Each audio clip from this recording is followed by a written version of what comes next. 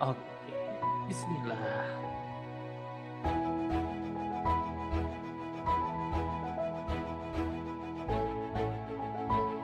Bismillahirrahmanirrahim. Bapak dan Ibu dan juga sahabat semuanya, selamat datang di Public Class Membelah Hikmah.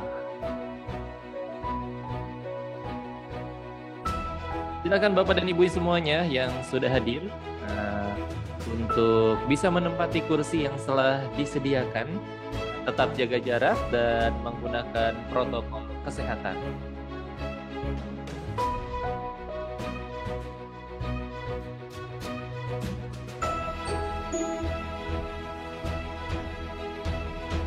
Alhamdulillah ada. Assalamualaikum. Ada Najah. Alhamdulillah. Waalaikumsalam. Najah sehat, Najah. Masya Allah. Alhamdulillah. Sudah lama tak jumpa. Alhamdulillah. Masya Allah. Ini Upin Ipin diajak semua, Bu. Insya Allah diajak. Alhamdulillah ya, banyak banget nih ya dari Malaysia. Selamat datang Bapak dan Ibu dan juga sahabat semuanya di Public Class Membelah Hikmah melewati badai ujian.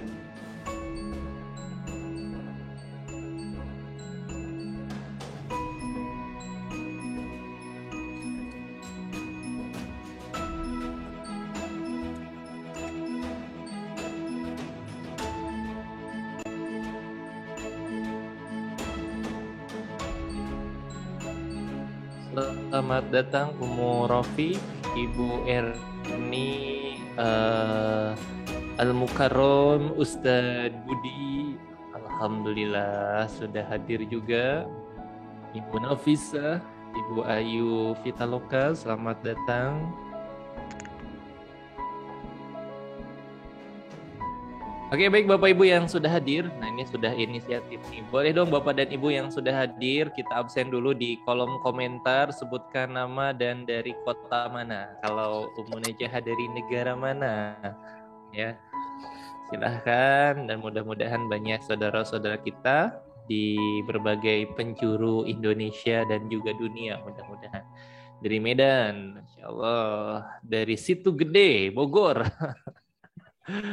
Dari Jogja, dari Malang melintang ya, dari Banyumas, Masya Allah, dari Sampit, Sampit daerah mana ya Sampit? Aceh Barat, Masya Allah, Bima, Cilengsi, ini Cilengsi, mana ya Cilengsi? Bogor bukan itu ya, pokoknya Cilengsi ya.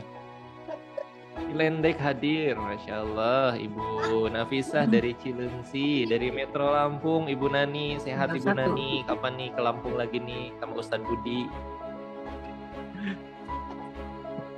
Dari Makassar, dari Belitung, dari Lampung Tengah, Ibu Lilia. Sampit Kalteng, Sampit itu dari Kalteng. Acap, Masya Allah. Dari Jakarta, alhamdulillah.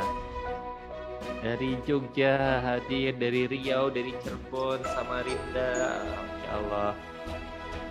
Sudah hampir 200 ya, mudah-mudahan sahabat-sahabat kita bisa segera bergabung. Mohon izin, kita mulai jam 8.15, Bapak dan Ibu semuanya. Mohon izin dan juga keridoannya gitu ya. Sambil menunggu sahabat-sahabat kita yang sudah konfirmasi hadir dan sedang proses bergabung ya, libur panjang ya, alhamdulillah ya. Hari Senin Isra Mi'raj ya. Saya pikir mau digeser ke Selasa lagi ya, ternyata enggak ya, karena hari Kamisnya tanggal merah lagi ya.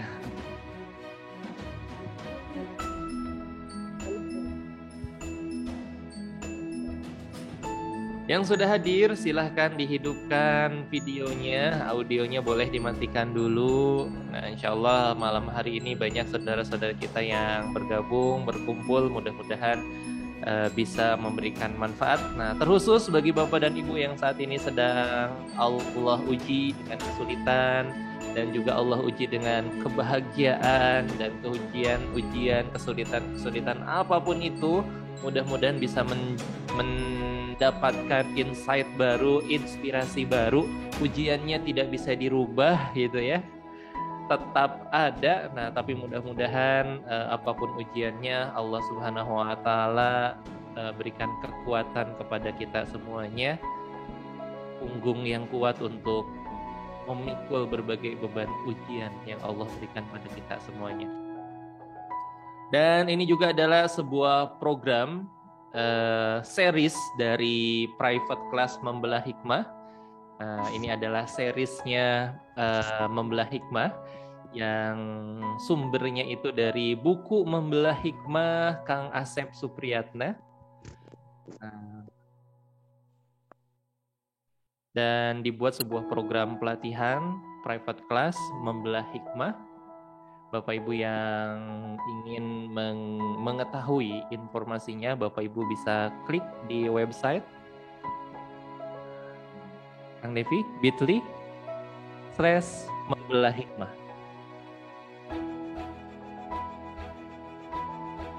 Coba dulu, bit.ly Membelah Hikmah.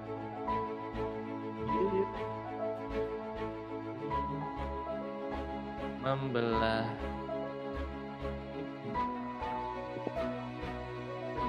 Hikmah.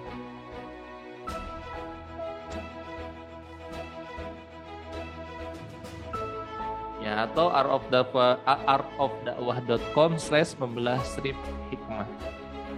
Oh iya, ketemu lagi Bu ya. Ya, saya juga belum ganti baju nih dari sore ya. Ada yang sore ikutan juga ya.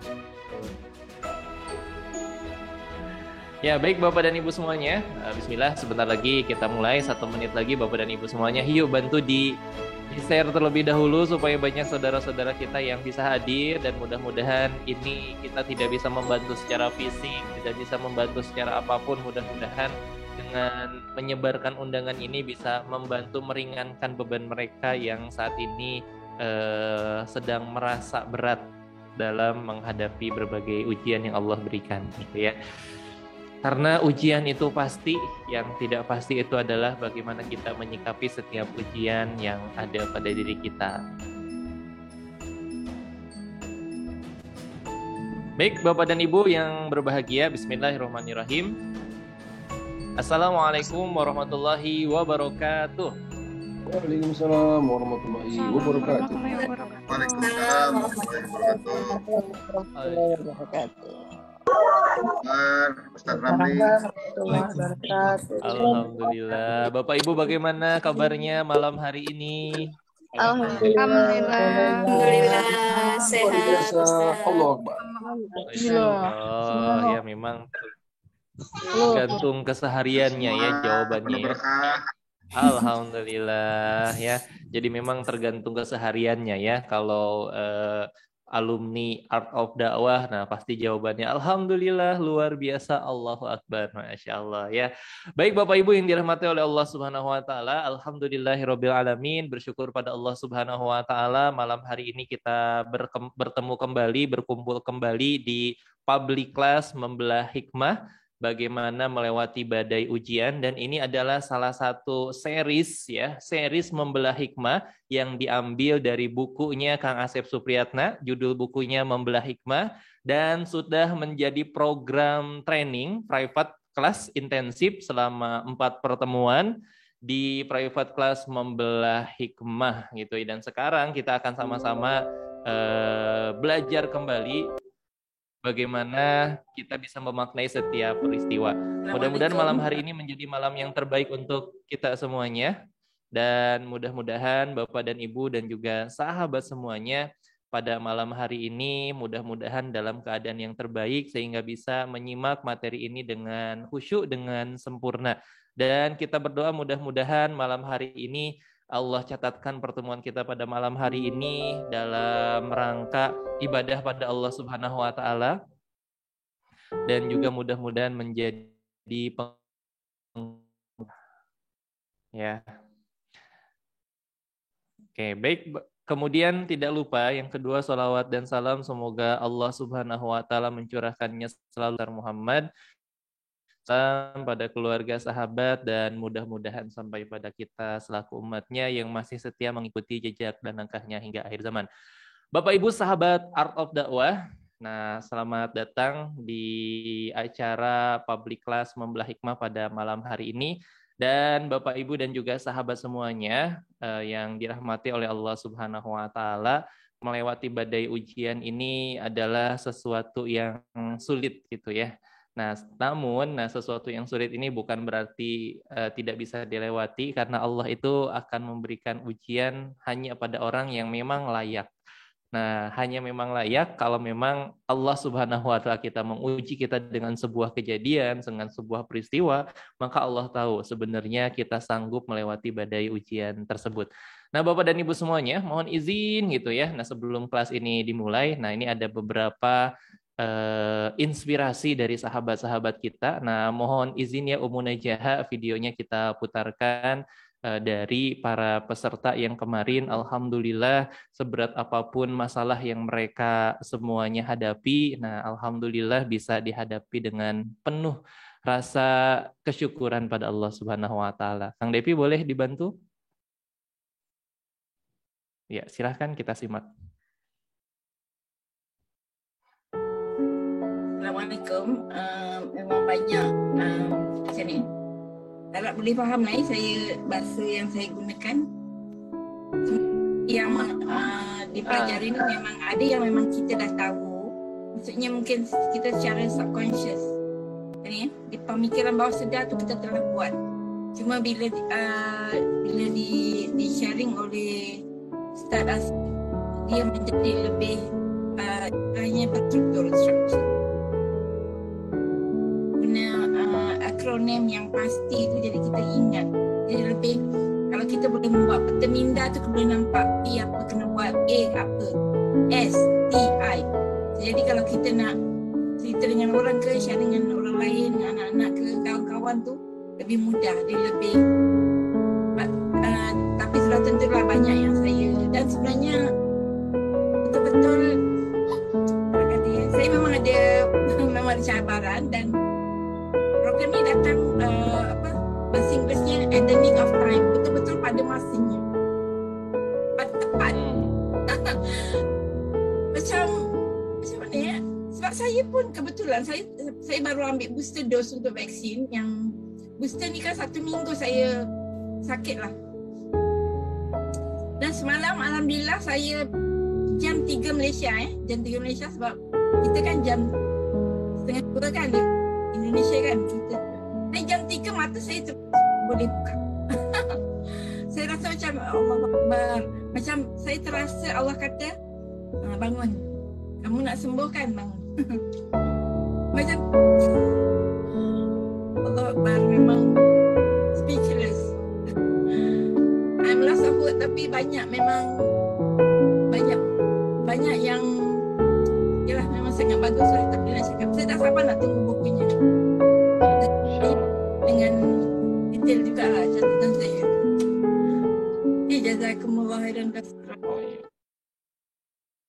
Ya, Bapak dan Ibu, video ini dari kemarin ya. Dari kemarin saya putar-putar berkali-kali itu ya, sedih saya Bapak Ibu ya. Nggak ngerti gitu ya bahasa Malaysia. Tapi itu saya yakin itu beliau ceritanya sedih itu ya. Allah pasti sembuhkan. Itu aja yang saya ngerti, lainnya nggak ngerti itu ya. Nah, karena di sini juga banyak orang-orang Malaysia, Bapak dan Ibu semuanya, insya Allah mengerti ya Ummu Najaha ya, Masya Allah ya. Saya tidak mengerti, nanti tolong diterjemahkan itu ya.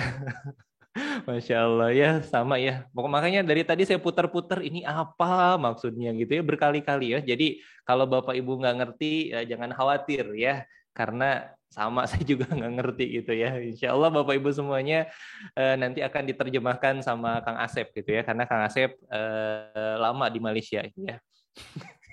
Nggak tahu ngapain itu ya. Oke, baik Bapak Ibu sahabat Art of Dakwah yang dirahmati oleh Allah Subhanahu wa taala. Kita mulai bismillah pertemuan kita pada malam hari ini. Yuk sama-sama kita bacakan Ummul Quran, kita tundukkan hati kita rendahkan hati kita, dan mudah-mudahan Allah Subhanahu wa taala meluluhkan hati kita dengan hidayah pada malam hari ini. Allah ringankan ujian kita, Allah beri kekuatan pada kita semuanya. Kita doakan juga pada hari ini mungkin ada di antara Bapak Ibu yang sedang Allah uji dengan rasa sakit. Mudah-mudahan segera Allah sembuhkan dan jadi penggugur dosa-dosanya. Dan yang sedang sehat, mudah-mudahan terus Allah berikan kesehatan, karena sehat itu adalah mahal. Dan mudah-mudahan yang penting adalah mudah-mudahan sehat yang Allah berikan pada kita bisa kita habiskan untuk taat pada Allah Subhanahu wa taala. Bi barakati Ummul Quran. Al-Fatihah. A'udzubillahi minasyaitonirrajim. Bismillahirrahmanirrahim. Alhamdulillahirabbil alamin, arrahmanirrahim, maliki yaumiddin. Iyyaka na'budu wa iyyaka nasta'in. Ihdinas shiratal mustaqim. Shiratal ladzina an'amta 'alaihim ghairil maghdubi 'alaihim waladdallin. Amin ya Allah ya rabbal alamin. Baik Bapak Ibu, sahabat Art of Dakwah yang dimuliakan oleh Allah Subhanahu wa taala, yuk sama-sama kita simak pemaparan membelah hikmah series yang akan disampaikan oleh Kang Asep Supriyatna, bagaimana melewati badai ujian. Namun sebelum itu Bapak dan Ibu semuanya, nah sambil menunggu sebelum Kang Asep tampil, nah ada satu lagi tayangan video yang mudah-mudahan bisa menjadi inspirasi untuk Bapak dan Ibu semuanya. Pada Kang Asep Supriyatna kami persilahkan.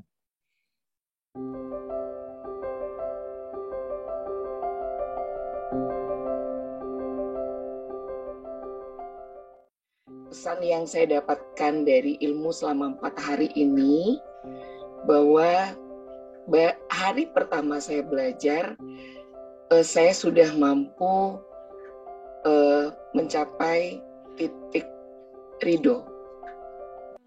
Karena dari masalah dan ujian yang Allah berikan kepada saya yang sangat berat sekali, yang saya tahan selama 3 tahun, begitu saya dapatkan ilmu dari Kang Asep, alhamdulillah, saat ini saya berada di level ridho atas ujian yang sudah Allah berikan kepada saya. Pesan cinta yang saya dapatkan adalah setiap masalah yang saya hadapi, karena masalah bukan hanya satu, masalah datang bertubi-tubi, saya menjadi lebih tenang, karena semua masalah yang datang atau ujian yang Allah berikan kepada saya adalah tanda Allah sayang kepada saya. Itu kuncinya sehingga membuat saya menjadi tenang dan lebih mendekatkan diri kepada Allah. Itu aja kan.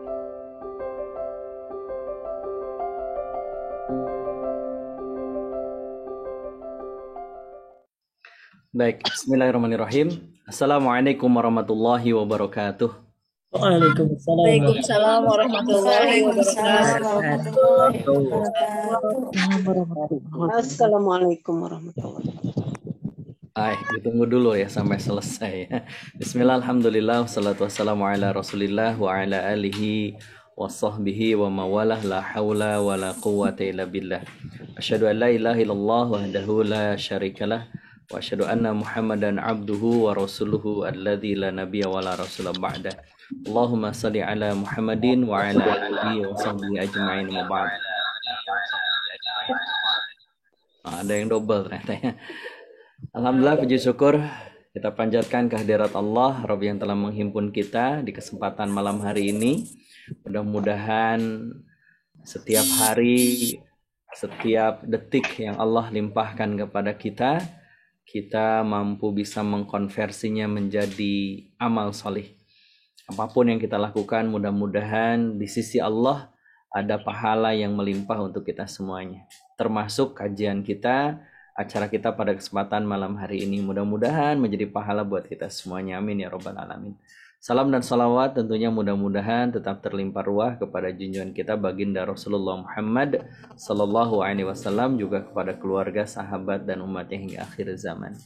Baik Bapak Ibu yang dimuliakan oleh Allah, para peserta kelas kita di kesempatan malam hari ini, monggo silahkan bagi yang sudah bersiap di depan laptopnya, di depan handphonenya, di depan komputernya, silahkan bisa diaktifkan terlebih dahulu videonya jika tidak ada kendala.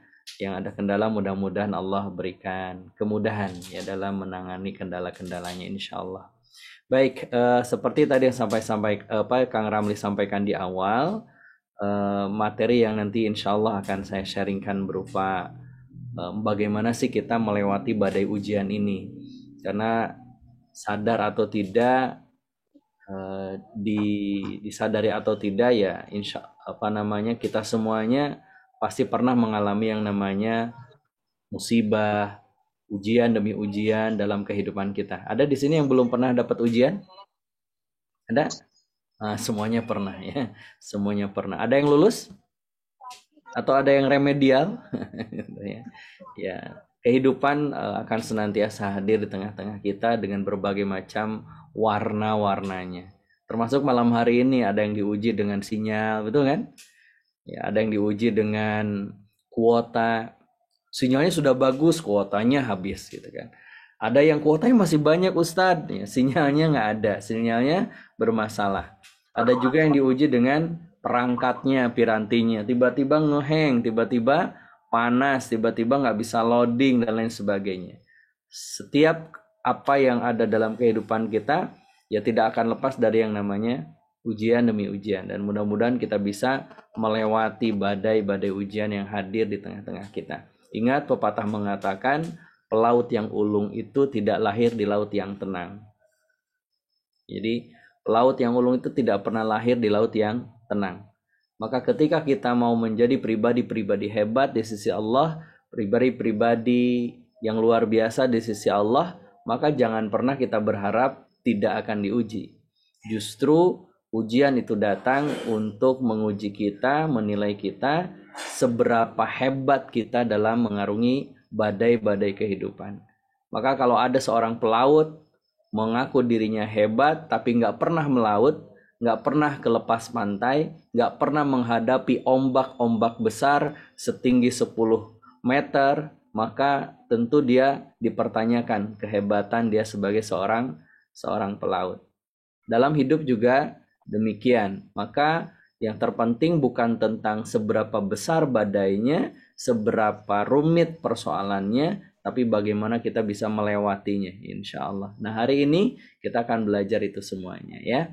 Dan tadi seperti juga disampaikan oleh Kang Ramli, ini diambil dari buku saya, judulnya Membelah Hikmah. Mohon doanya mudah-mudahan segera bisa hadir di tengah teman-teman Bapak Ibu sekalian. Nah, hadir juga di sini ada Ustadz Budi.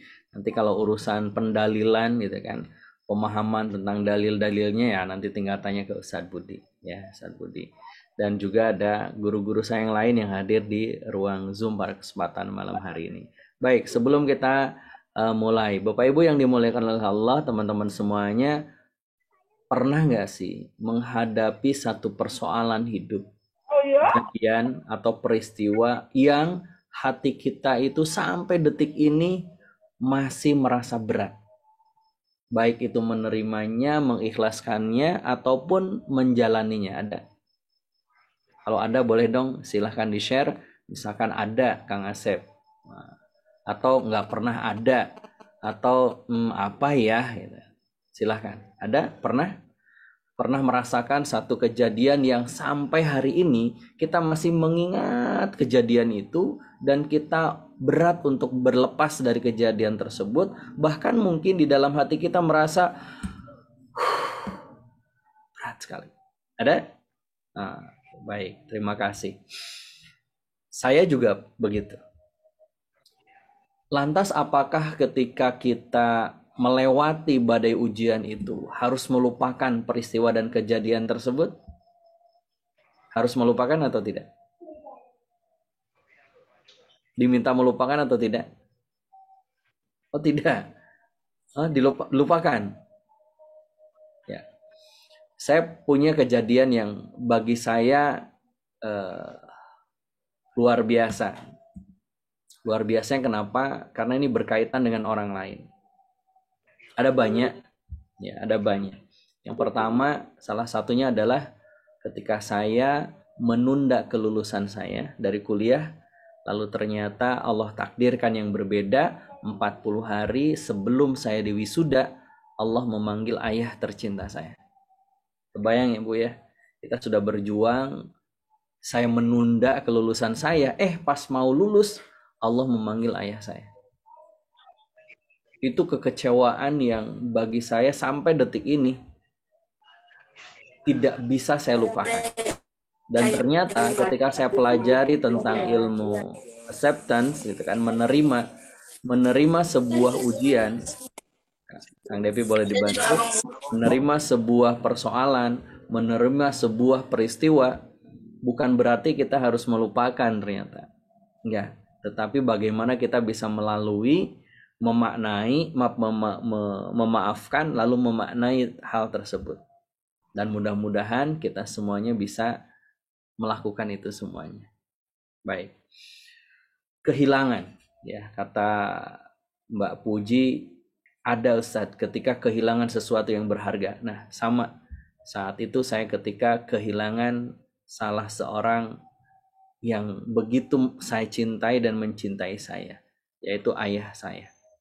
Saya anak ke-8 dari 8 bersaudara. Dan masih banyak lagi kejadian-kejadian yang pernah terjadi, ya, dalam kehidupan kita. Maka teman-teman, ketika menghadapi badai musibah, badai ujian tadi, terkadang membuat jiwa kita lelah. Betul kan? Marah. Bahkan tidak sedikit yang menyerah. Coba. Di antara kita lebih banyaknya lelah, marah, atau nyerah. Coba. Ketika kita kehilangan, ketika kita mendapati sesuatu yang tidak kita inginkan, ketika kita mendapati sesuatu yang seharusnya tidak begini, gitu. Kira-kira yang sering terjadi lelah, marah, atau menyerah? Lelah dan marah. Semuanya Ustadz. Lelah, marah, lelah, menyerah. Menyerah, marah, lelah, semuanya. Oke, baik. Wah, terima kasih. Tidak sedikit, ya. Dan itu manusiawi. Maksudnya manusiawi bahwa semua kita memungkinkan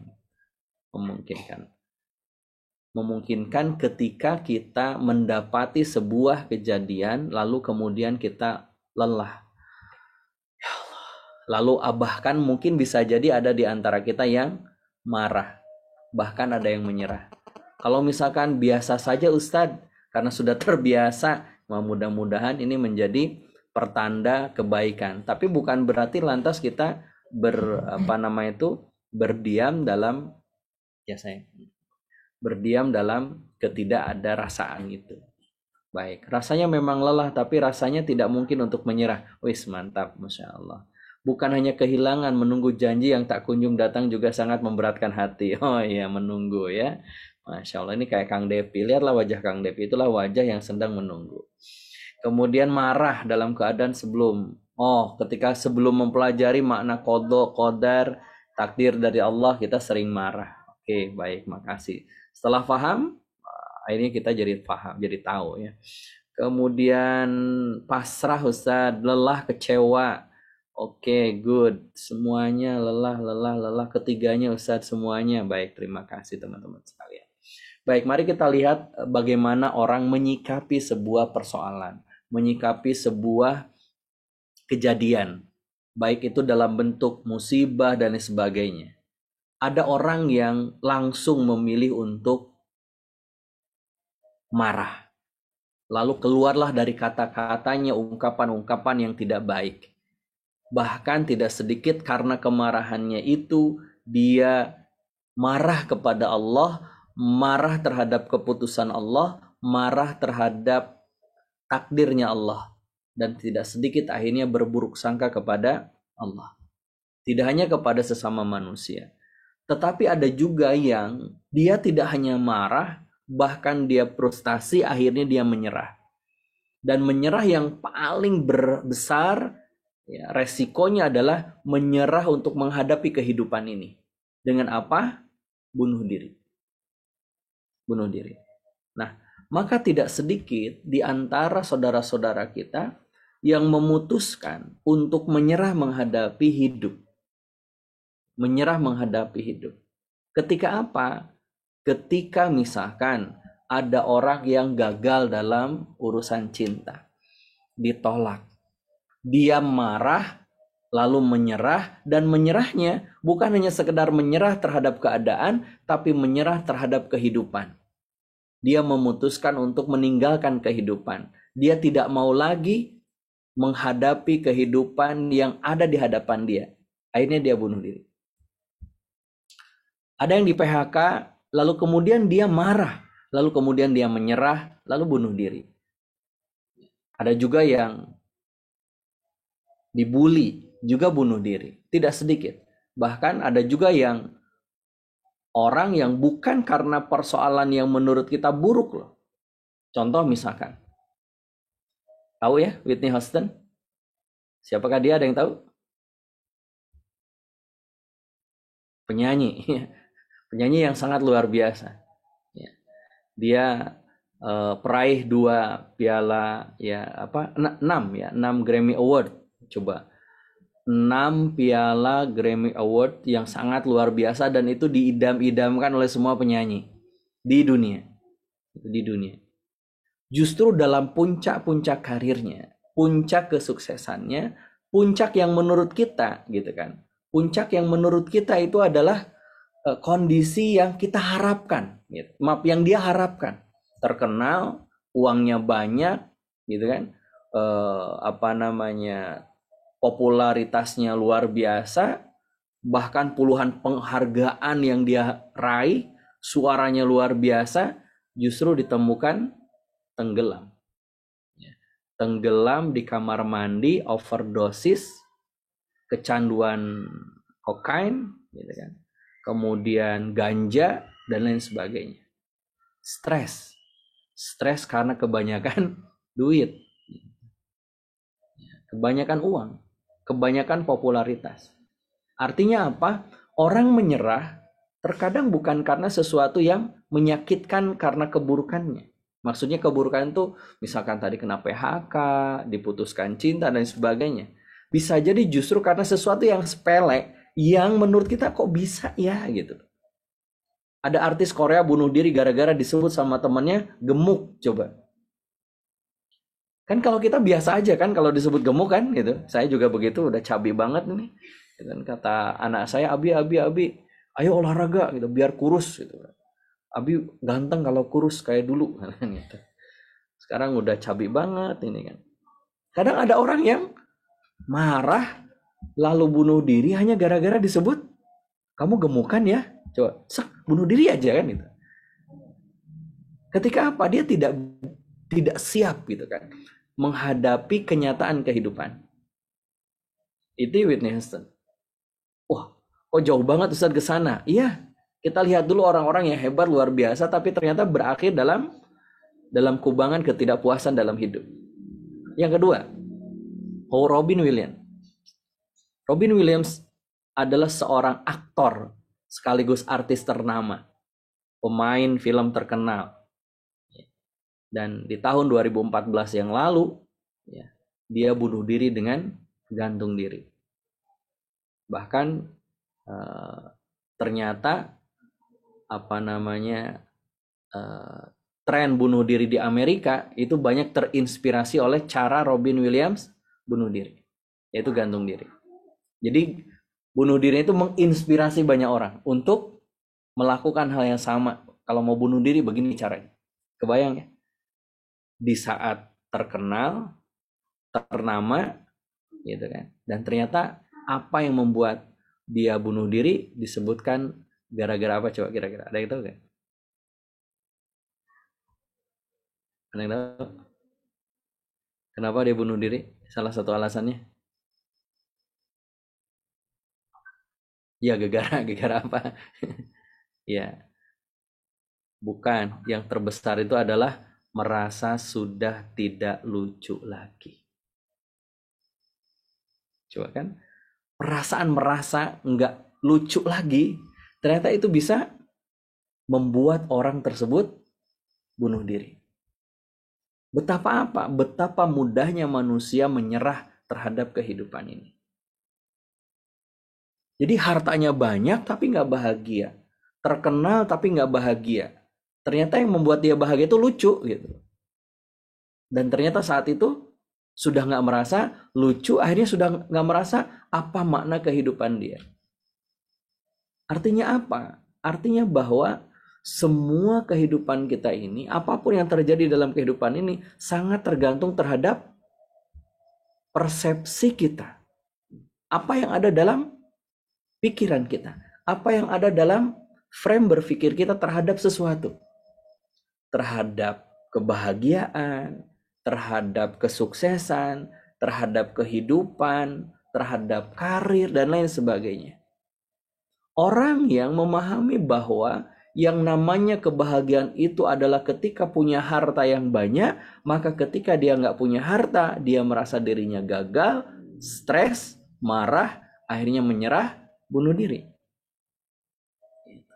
Semua berawal dari persepsi. Bagaimana kita mempersepsikan sesuatu. Orang bisa beberapa waktu yang lalu tuh di pintu tol Bogor, Sentul kalau tidak salah, Cibinong, ada orang yang menembak pengendara mobil yang lain di pintu keluar tol. Gara-gara apa coba? Gara-gara ketika dia masuk tol, rebutan.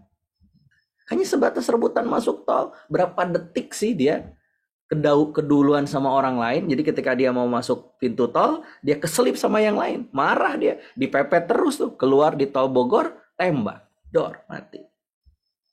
Makanya kalau saya ada mobil nyerempet gitu kan, merebut jalur masuk tol gitu kan, biarin aja. Ngapain harus marah gitu. Rebutan, nanti kalau saya ditembak mati gitu kan, lalu diberitakan gitu kan, Ustadz Asep mati terbunuh gara-gara rebutan, ya kan nggak keren gitu loh, nggak keren. Keren itu ketika kayak guru-guru kita gitu kan, sedang berdakwah meninggal dunia, sedang membaca Quran meninggal dunia, sedang berumroh meninggal dunia, itu baru keren. Itu rebutan pintu tol meninggal, ya nggak keren kan gitu. Kan berawal dari persepsi ketika kita dilewatin gitu kan dengan cara begitu, kita merasa ini harga diri saya tercoreng. Jangan begitu. Semua berawal dari persepsi. Nah, sama gitu kan. Sama. Terkait juga dengan musibah, kejadian yang menimpa kita. Yuk kita maknai dulu gitu kan. Musibah tersebut, kejadian tersebut itu apa? Karena ketika kita salah dalam memaknai, mempersepsikan sesuatu, maka akan salah dalam menyikapi, akan salah dalam merespon, salah dalam memilih langkah yang akan kita lakukan. Betul nggak? Contoh, misalkan, kira-kira menurut Bapak Ibu teman-teman semuanya, kalau anak kita sekolah ujian, lalu pas pulang dilihat hasil ujiannya dapat nilai 3. Maknanya apa? Coba tulis di kolom komentar. Kira-kira kalau anak kita berangkat ujian ke sekolah lalu kemudian pulang ujian, ternyata nilainya dapat 3, sementara yang lainnya dapat 9, dapat 10, 7 dan seterusnya. Kira-kira apa? Ujian nih, nggak lulus, gagal, kurang belajar, remedial, dengan jelek, bodoh gitu kan, apalagi tidak lulus ujian, pasrah, nggak paham materi, kasihan gitu kan gitu. Semua kan tergantung persepsi kita. Bahwa ketika hasil ujian anak kita dapat nilai 3, ada tadi komentar kita bahwa anak kita BODOH. Dan itu dipersepsikan oleh diri kita dan kita sampaikan kepada anak kita. Dan itulah yang akan terjadi, respon dia, respon kita sesuai dengan persepsi yang kita berikan. Bodoh. Ketika kita mempersepsikan bahwa nilai 3 tadi adalah karena dia bukan bidangnya, maka itu pula yang akan kita berikan respon. Bagaimana memaknainya.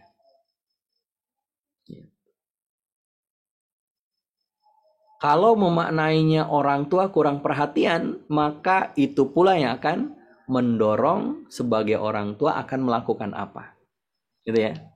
Saya pernah tuh anak saya teriak, "Abi, abi, abi," gitu kan.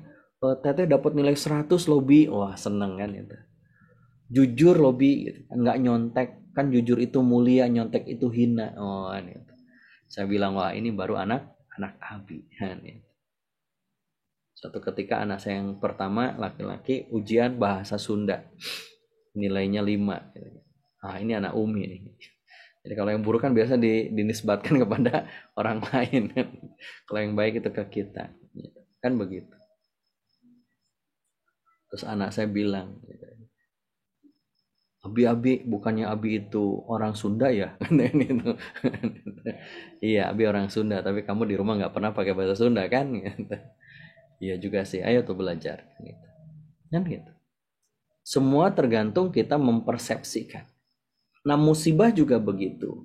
Kita akan benar dalam melewati badai musibah ini ketika kita benar dalam memaknai musibah tersebut. Pinternya bahasa Inggris? Enggak juga sih, Pak. Sama juga bahasa Inggris juga. Gitu kan. Mirip bapaknya. Gitu. Bapaknya itu bahasa Inggrisnya jelek gitu kan. Nggak bisa. Gitu. Turun akhirnya ke anaknya. Gitu. Oke, baik. Persepsi ya, persepsi. Semua diawali dari persepsi. Nah, sekarang kita ketika terjadi sebuah kejadian, peristiwa yang menimpa kita, ma'asabah, mim musibah, apa-apa yang menimpa kita berupa musibah-musibah, bentuknya apapun itu, pertanyaannya ini akan kita maknai apa? Gitu. Jangan sampai kemudian kita salah memaknai. Ketika salah memaknai, maka salah dalam memberi respon. Dalam memilih tindakan berikutnya. Contoh misalkan. Kalau misalkan ada seorang siswi ya SD kelas 5 putus cinta, katanya begitu. Sementara mereka itu sudah menyapa pacarnya di SD itu dengan panggilan ayah bunda. Kebayang ya, anak SD panggilannya ayah bunda. Kalau putus kan jadi janda. Mohon maaf. Coba. Lalu kemudian ibunya bilang, "Sabar nak, ini ujian."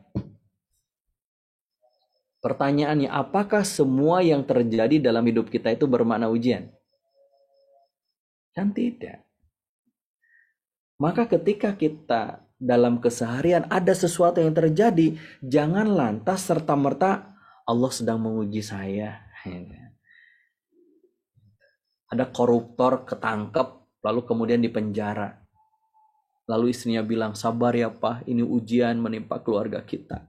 Ujian dari Hong Kong kan gitu. Betul kan? Tidak semua ma'asaba min musibah itu, apa-apa yang menimpa diri kita itu semuanya bermakna musibah, ujian. Tidak.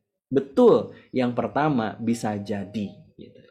Bisa jadi apa yang menimpa kita itu berupa ujian. Tapi bisa saja yang menimpa diri kita itu bukan ujian, tapi justru adalah teguran. Maka bagaimana membedakan sebuah kejadian yang menimpa diri kita, kapan ini ujian, kapan ini teguran?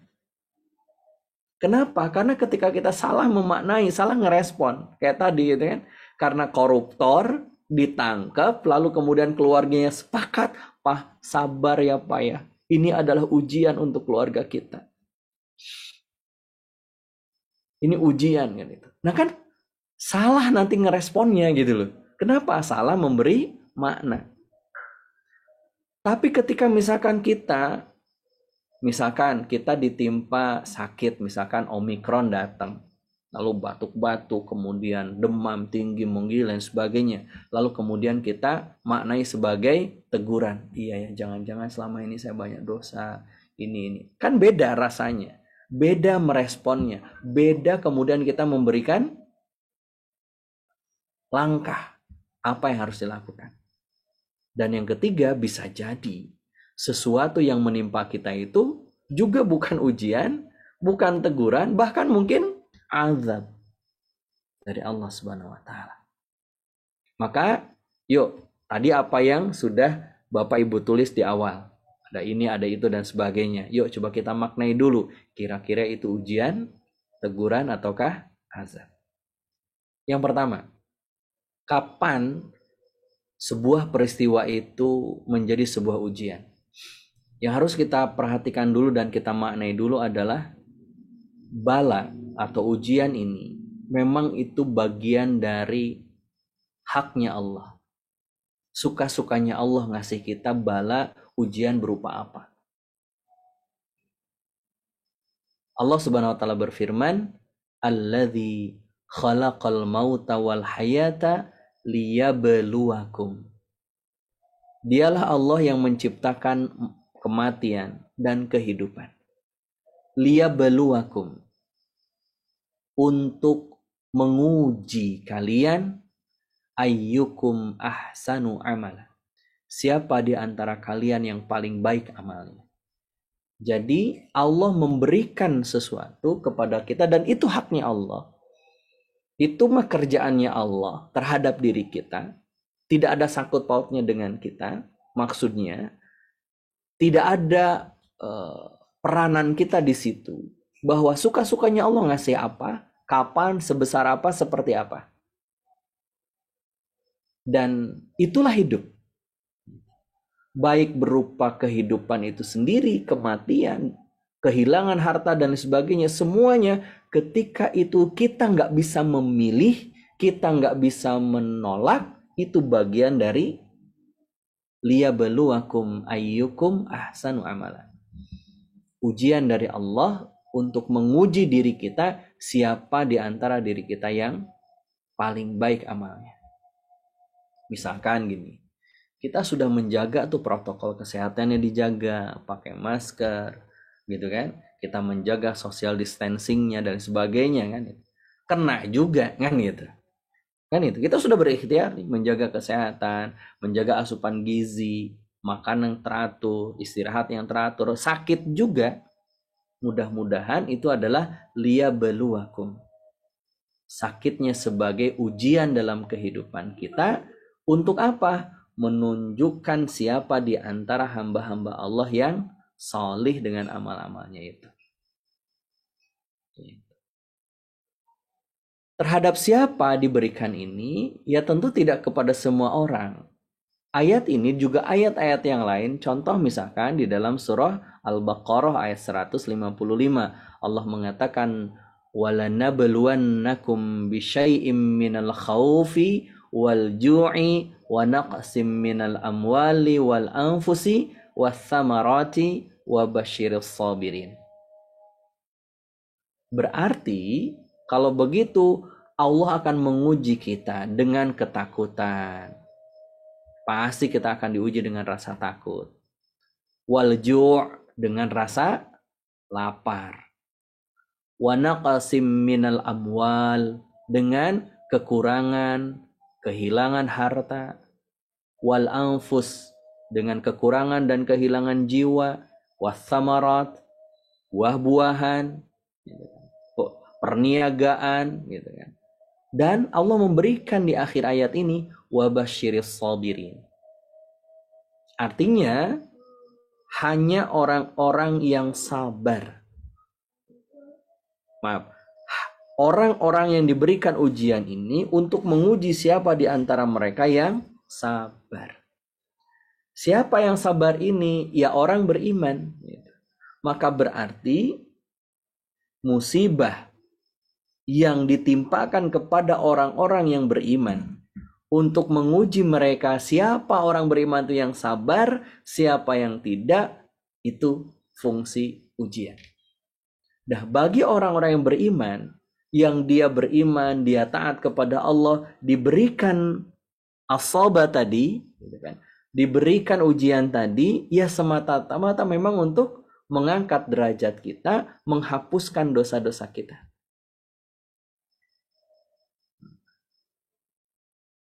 Misalkan kita sedang berbisnis, berjualan, berdagang, mengelola bisnis. Kita sudah kelola bisnis kita. Dan kita sudah jaga bisnis kita tidak ada yang melanggar syariat. Modalnya bukan riba, cara berjualannya baik, gitu kan, benar dan sebagainya. Kita proses dengan baik, ternyata mengalami kerugian. Nah, mudah-mudahan kerugian tadi itu sebagai ujian dari Allah. Fungsinya apa? Meningkatkan derajat kita dan menghapuskan dosa-dosa kita.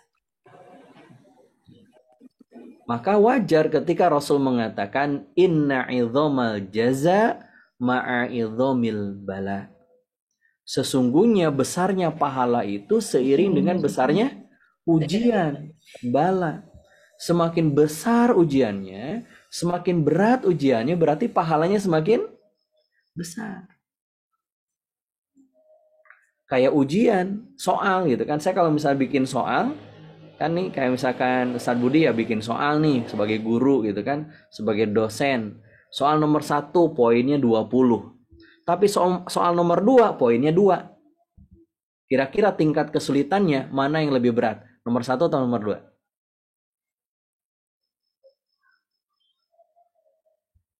Nomor mana? Nomor 1 poinnya 20. Nomor 2 poinnya 2. Kalau benar, ya kan pasti nomor 1. Kenapa? Karena hadiahnya juga besar. Kan sungguh aneh dosen yang menyamakan semua poin gitu kan. Enggak, saya kan sudah bedain. Misalkan pilihan ganda poinnya sekian, menjodohkan kalimat poinnya sekian. Gitu. Menjodohkan kalimat. Ada Kak Devi, ya kan. Mudah-mudahan dapat jodohnya. Itu semuanya kan bagian dari poin gitu loh. Tapi kalau esai itu saya berikan poin lagi. Esai nomor 1 poinnya 5, nomor 2 15, nomor 3 10, nomor sekian. Itu tergantung tingkat kesulitannya. Nah, semakin sulit ujian itu, semakin besar ujian itu, maka insya Allah pahalanya pun semakin besar. Kalau ridho dan sabar. Jadi bagaimana kita bisa menghadapi ujian demi ujian ini? Ya tergantung kitanya, ridho atau enggak, sabar atau tidak. Misalkan saya ketika SMA pernah diminta mewakili sekolah untuk ikutan Olimpiade Fisika. Jadi dulu ketika sekolah saya 3 mata pelajaran yang paling saya suka itu ada 3. Mata pelajaran yang paling saya sukai, matematika, fisika, dan kimia. Nah, itu 3 mata pelajaran yang saya paling sukai. Walaupun sekarang kok jadi nggak ke sana gitu. Nah, ketika SMA diminta mewakili sekolah untuk mengikuti Olimpiade Fisika. Baru pertama kali ikut Olimpiade, dikasih sama guru buku untuk latihan, dan kemudian seminggu kemudian saya ikut tesnya. Soalnya hanya 4. Waktu pengerjaannya dari jam 8 pagi sampai jam 4 sore. Sampai asar. Dari jam 8 sampai jam 4. Istirahat 2 kali. Dan sampai asar itu Ustadz Budi, 4 soal itu nggak beres. 4 soal itu nggak beres. Itu kan Allahu Akbar, ini soal apa gitu kan. Luar biasa. Wajar, kenapa? Karena hadiahnya besar, nilainya besar, makanya tingkat kesulitannya besar. Pernah juga ya Pak Abdi ya. Ya gitu ya. Wah, saya bilang luar biasa nih kan gitu. Tapi setelah pulang jadi mikir kan itu.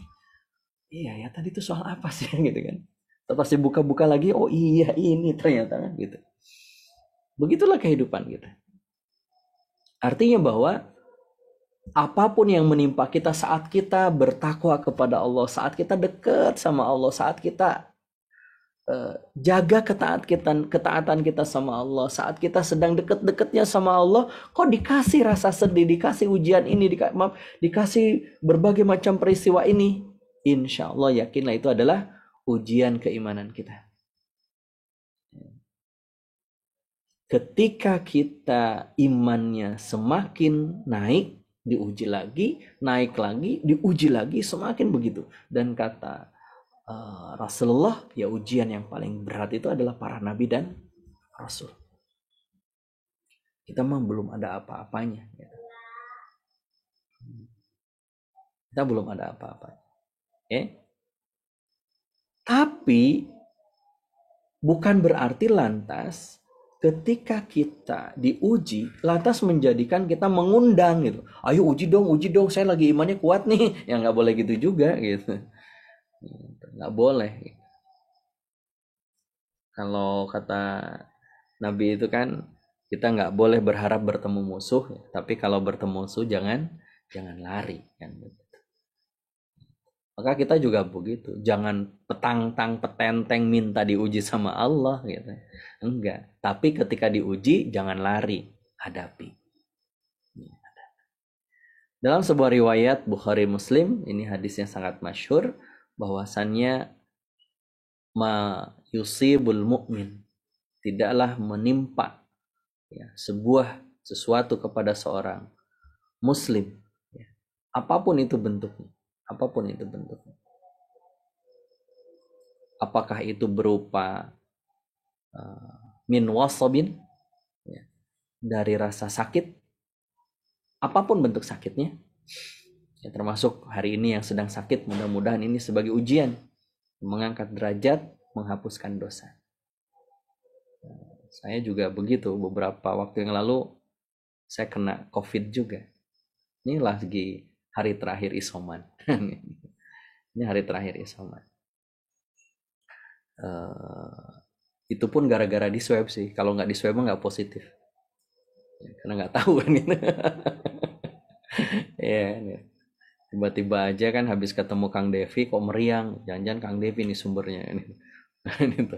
Ternyata enggak gitu kan. Kang Devi juga meriang juga gitu kan. Sama gitu. Ternyata habis ketemu Kang Ramli, jangan-jangan begitu Kang Ramli sebagai sumbernya. Nah, hari Senin itu malam itu meriang.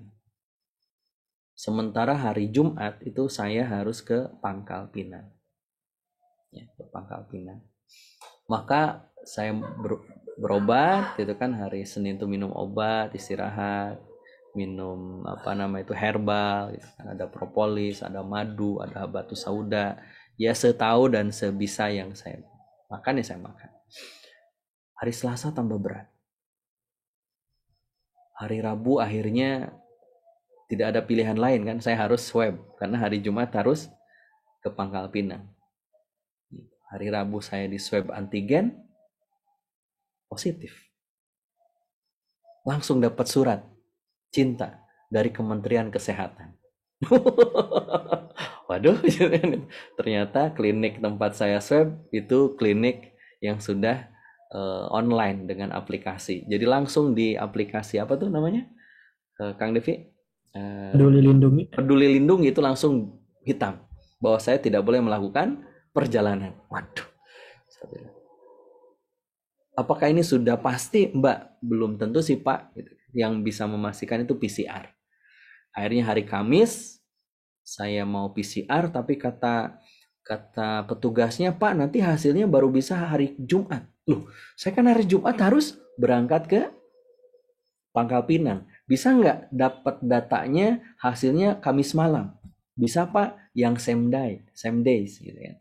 Jadi ada juga ya, tidak hanya paket yang same days gitu kan. Ada juga PCR itu same days. Ini saya pesan yang same days. Memang harganya lebih mahal, hampir 2 kali lipat. Saya bilang ya udah nggak apa-apa same days, tapi nanti malam saya dapat, biar saya dapat kepastian Jumat jadi berangkat atau tidak, karena saya harus mengurus sesuatunya gitu kan, persiapan dan sebagainya. Dan saya sudah ngajak anak saya untuk berangkat. Anak saya sudah cerita ke teman-temannya, Abi tadi aku cerita, Ami cerita ke Bu Guru, besok Ami mau naik pesawat. Wah gitu kan. Iya. Deg-degan aja gimana kalau nggak jadi gitu kan. Kamis sore saya ditelepon dari rumah sakit. Pak, mohon maaf, ternyata hari ini kami tidak bisa melayani PCR same days. Jadi nanti Bapak bisa ke sini lagi untuk mengambil kembaliannya, Pak. Terus besok gimana? Jadi belum ada kepastian kan, karena PCR-nya belum keluar. Ini saya kontak ke panitia di Pangkal Pinang, gimana Pak acaranya gini-gini. Ya udah Ustaz, nggak apa-apa, kita cancel aja. Cancel. Saya bilang ke anak saya, Dek Ami, besok kita nggak jadi naik pesawatnya. Kenapa nggak jadi, Abi? Abinya positif. Emang kenapa kalau positif? Ya nggak boleh naik pesawat. Emang kenapa nggak boleh naik pesawat? Kan itu macam-macam lah nanyanya begitu. Nah, hari Jumat akhirnya kita putuskan nggak berangkat. Kita urus pengembalian tiket, dan ternyata hanya 50% kan gitu. Kalau tiket pesawat itu. Ini nggak jadi berangkat. Hari Jumat pagi jam 10 dapat WA dan email. Pas dibuka hasil PCR-nya positif. Alhamdulillah. 2 kali nih saya dan keluarga mengalami hal yang sama. Jadi nggak mau kalah dengan para dosen yang sekarang sedang melanjutkan S3. Nah, saya sudah S2 ya. Lulusan COVID-nya, LC-nya tapi 2. Min wasobin, sakit. Tidak hanya sakit, wala nasobin, kata Rasulullah. Rasa capek. Coba ada di sini yang sudah bekerja seharian capek? Tadi saya ada acara gitu kan, diminta untuk hadir offline, saya izin gitu kan ke puskesmas. Boleh nggak saya keluar? Boleh Pak, yang penting protokol kesehatannya aja dijaga. Oke. Jadi host acara tadi pagi. Pulang langsung meriang gitu. Pulang langsung meriang. Kata Kang Devi, Saudara Sep ditunggu ini briefing habis maghrib. Bentar, saya masih kekelayangan nih gitu kan. Masih meriang, saya bilang gitu. Kambuh lagi kata istri, berarti Abi belum sehat bener gitu kan. Akhirnya minum obat dulu. Capek emang. Tapi ingat kata Rasulullah, tidaklah menimpa seorang muslim baik itu berupa sakit, capek, wala hamin, ataupun rasa khawatir, wala hazanin, atau rasa sedih, wala ghammin, atau rasa berat di hati, sakit hati, dan lain sebagainya. Ya, termasuk juga tertusuk duri. Hatta syauka illa kaffarallahu biha min khotoyahu. Kecuali Allah hapuskan, Allah bersihkan dosa-dosa dia. Itulah fungsinya ujian bagi orang yang beriman. Yang dia sedang taat kepada Allah, dia sedang dekat-dekatnya sama Allah. Artinya bahwa pasti ada hikmahnya. Nah, salah satu hikmahnya adalah menghapuskan dosa. Sampai di sini bisa dipahami? Tapi sekali lagi jangan langsung pede, lagi diuji nih sama Allah gitu. Tapi lagi maksiat gitu kan, lagi jauh sama Allah. Ketika kita sedang dekat sama Allah, dikasih sesuatu yang menurut kita berat, capek gini dan gitu, yakinlah itu adalah ujian. Seperti yang dialami oleh saudari kita, sahabat kita, Ibu Lia. Silahkan Kang Devi.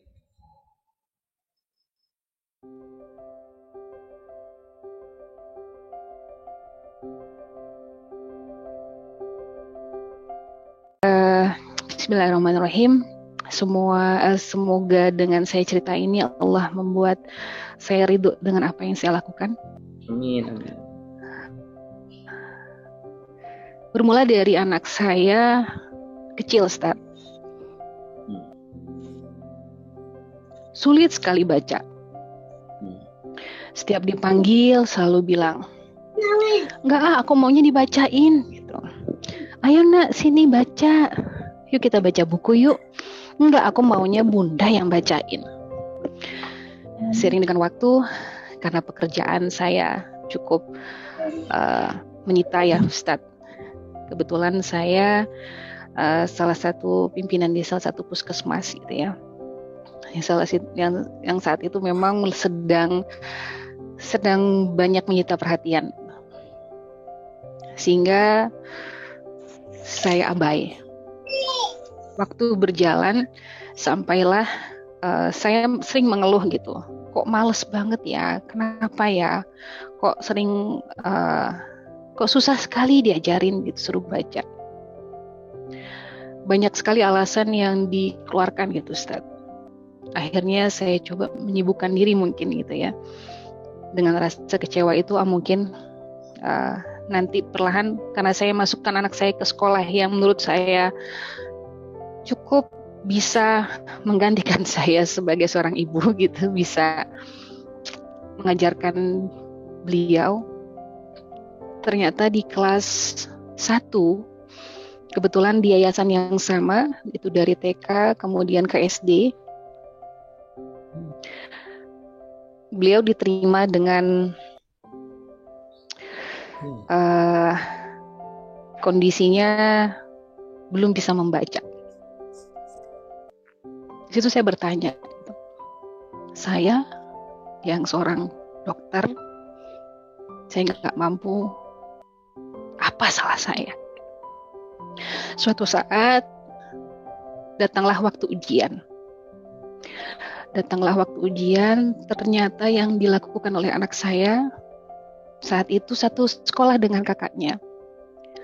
Ujian hari pertama dia keluar ke kamar mandi, gak balik-balik ke kelasnya. Ujian hari kedua begitu juga, dan itu ketahuan sama kakaknya. Lalu saya tanya, kakaknya bilang sama saya, Bunda, adek itu bukannya ujian, adek itu keluar masuk kamar mandi.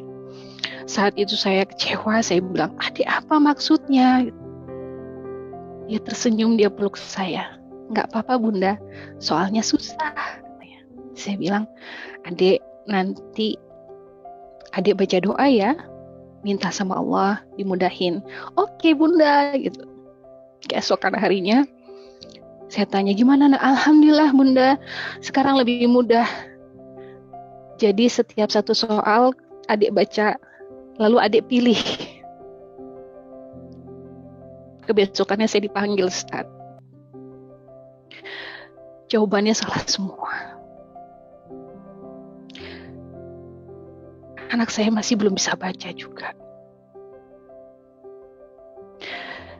Lalu kami konsultasi. Saya pikir saya butuh bantuan.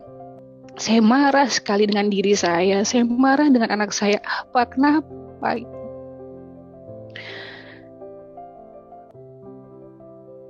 Ternyata dari hasil pemeriksaan, anak saya terdiagnosa disleksia.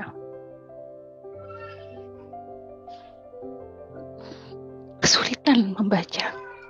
Huruf-huruf yang dilihat seperti berdansa katanya. Seperti bergerak-gerak dan semakin dibaca semakin lari Ustaz.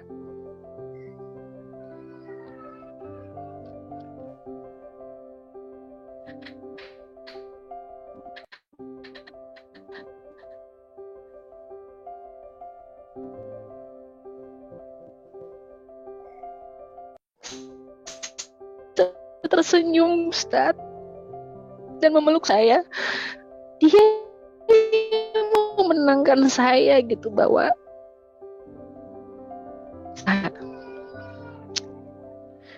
yang katanya seorang dokter abai terhadap anak saya. Saya yang katanya tidak mampu jadi ibu.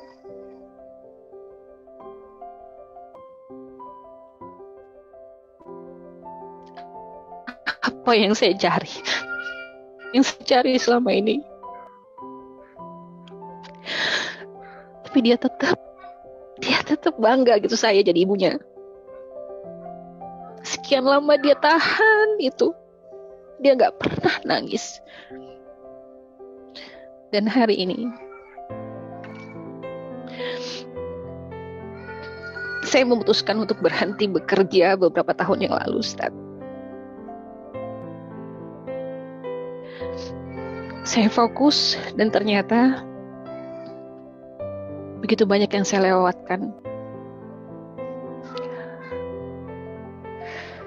Dan ternyata pada saat saya menarik diri saya coba untuk berhenti dan berpikir. Allah kasih saya peran yang luar biasa yang selama ini saya lewatkan. Saya nggak mau ngelakuin itu untuk kedua kalinya. Hari ini saya masih menjadi dokter, tapi saya juga bisa menjadi ibu dan istri yang masih bisa memuliakan anak-anak saya. Allah Maha Baik, Ustaz. Allah Maha Baik. Respon yang mudah-mudahan Allah ridho dengan apa yang menjadi langkah saya hari ini. Setelah bertahun-tahun dipendam oleh anak saya. Mungkin itu Ustaz dari saya. Terima kasih. Baik. Beliau Bu Lia, Bapak Ibu, salah satu alumni dari kelas Membelah Hikmah, alumni juga Art of Dakwah kemarin angkatan 11. Tiap kita punya jalan yang Allah berikan dengan kadar ujian yang tentunya berbeda-beda. Saya juga mengalami hal yang serupa tapi dengan kondisi yang berbeda. Ketika anak saya yang pertama, kedua matanya katarak. Dan itu di masa usia yang masih sangat muda, SD. Jadi dulu kita nggak pernah ngebayangkan kalau ada anak kena katarak gitu. Katarak itu kan penyakit orang tua biasanya, tapi enggak terjadi pada anak saya. Jadi susah membaca, berat dan sebagainya. Nah, Bu Lia ini anaknya disleksia. Jadi kalau misalkan kita pernah nonton film India, apa tuh namanya, Terajamen atau apa, Kang Ramli? Nah itu, ya itulah kondisinya yang dialami oleh Bu Lia. Yang mungkin juga seperti orang tua Ihsan yang di film itu, awalnya marah dan sebagainya. Tapi alhamdulillah, Allah memberikan kebaikan kepada Bu Lia dengan hadir buah hati yang menurut sebagian kita itu adalah persoalan. Nah, mudah-mudahan itu adalah ujian yang menguatkan hati sahabat kita, termasuk kita semuanya. Ya, tadi juga dari Kak Siva ya, ada anak beliau ya, yang juga mengalami hal yang sama. Mudah-mudahan Allah berikan kesabaran, keikhlasan, ya, dan tentunya keistiqomahan dalam menemani putra-putrinya tercinta. Insya Allah itu menjadi kafarat, ya, menjadi penebus dosa yang kita pernah perbuat, dosa yang ada dalam hidup kita. Karena bisa jadi dosa-dosa kita itu kita belum sempat bertaubat. Lalu Allah sediakan penghapusnya itu dengan segala musibah yang Allah berikan kepada kita dalam hidup. Nah, itu yang pertama. Kalau bentuknya adalah ujian.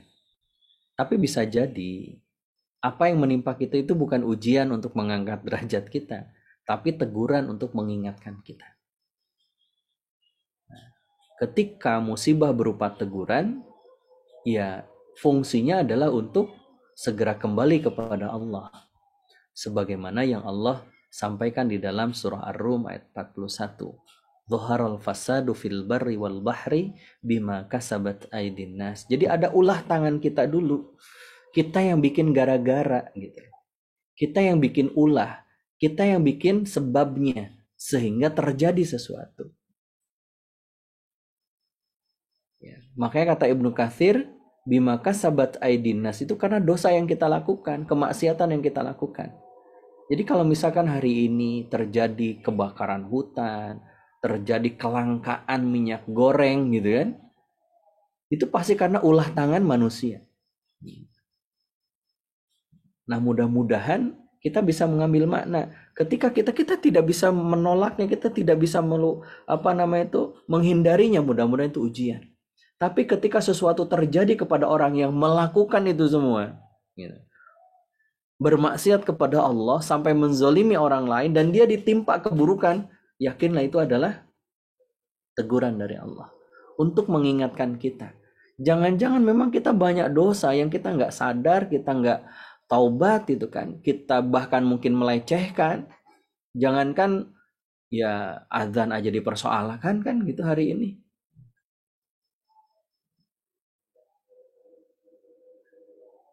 Dan itu adalah menimpa kita. Nah, kalau misalkan kita sedang bermaksiat, banyak dosa, jauh dari Allah, kita ditimpa sebuah keburukan, jangan lantas pede kemudian kita mengatakan, aduh lagi diuji nih sama Allah. Nah, itu mah teguran. Gitu. Ini teguran. Maka tugas kita ketika ditegur apa? Ya sadar, minta maaf, bertaubat, balik sama Allah. Tapi yang lebih berat lagi adalah yang ketiga. Ketika sebuah keburukan itu menimpa seseorang berupa azab. Nah, kalau ini sudah nggak ada ampun. Nggak ada kesempatan untuk balik. Nggak ada kesempatan untuk bertaubat. Langsung diluluh lantakan, diratakan. Yang ini menimpa kaum-kaum sebelum kaum Nabi Muhammad SAW. Kita mengenal bagaimana kaum Nabi Lut, kaum Nabi Nuh, semuanya diazab sama Allah SWT. Nah, persoalannya adalah kalau kita mengalami sesuatu, terjadi dalam diri kita sesuatu, dalam kehidupan kita sesuatu, ya mudah-mudahan kemungkinannya kalau nggak ujian, teguran. Mudah-mudahan tidak sampai kepada azab, ujian atau teguran. Kalau ujian, mudah-mudahan ini menjadi penguat kita, keimanan kita, mengangkat derajat kita sebagaimana Allah menghapuskan dosa-dosa kita. Kalau teguran berarti Allah masih sayang sama kita, sehingga Allah masih memberikan kita kesempatan untuk memperbaiki diri, untuk melakukan muhasabah, lalu bertobat kepada Allah. Dan na'udzubillah, seandainya itu adalah azab, mudah-mudahan kita tidak sampai mendapati itu semuanya. Jadi berawal dari persepsi. Nah, dari persepsi itulah kemudian terkadang kita salah dalam mempersepsikan kejadian. Lalu ketika menimpa kita, tiba-tiba kita marah sama takdir Allah. Ketika marah sama takdir Allah, Allah datang dengan kasih sayangnya. Allah datang dengan cintanya. Allah datang dengan pertolongannya. Lalu kita tersungkur malu karena sudah berburuk sangka kepada Allah. Ternyata suatu ketika Allah berikan kepada kita kasih sayangnya, kita baru sadar betapa indahnya kenikmatan ini. Betapa luar biasanya ujian ini. Betapa indahnya apa yang telah Allah berikan kepada kita. Betapa indahnya takdir yang Allah tetapkan dalam diri kita. Persepsi. Diawali dari persepsi.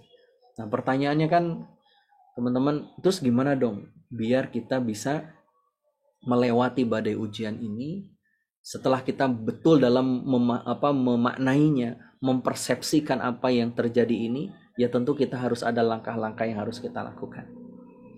Langkahnya ada 4 teman-teman sekalian. Nanti insya Allah lebih detailnya akan saya bahas di kelas Membelah Hikmah.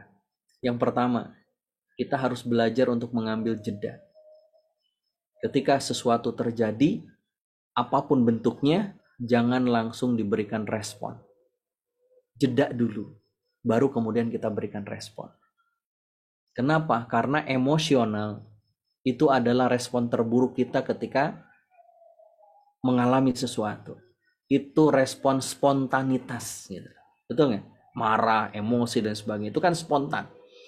Maka ambillah jeda, pause, P. Yang kedua adalah acceptance. Kita harus punya perasaan menerima apa yang terjadi pada hidup kita. Terima dulu. Menerima lalu menikmati apa yang sedang terjadi itu.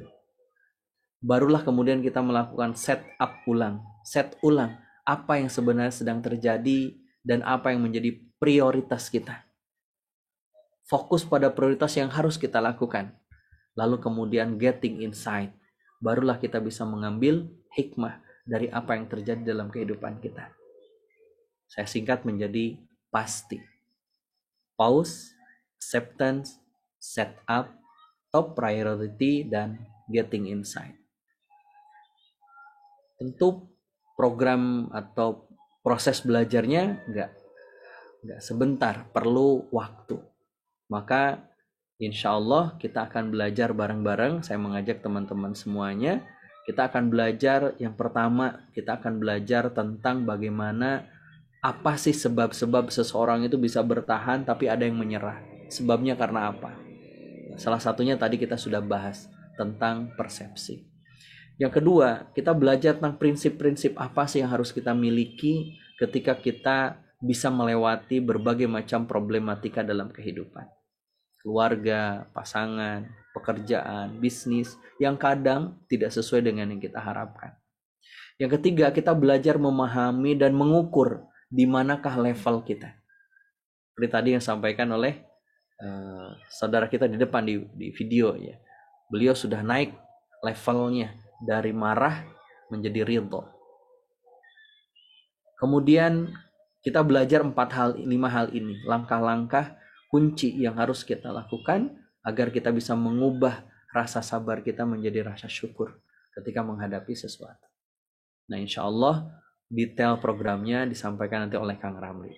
Itu dulu yang bisa saya sampaikan. Mudah-mudahan kita bisa menikmati perjalanan kehidupan kita sehingga kita bisa melewati badai ujian seberat apapun itu.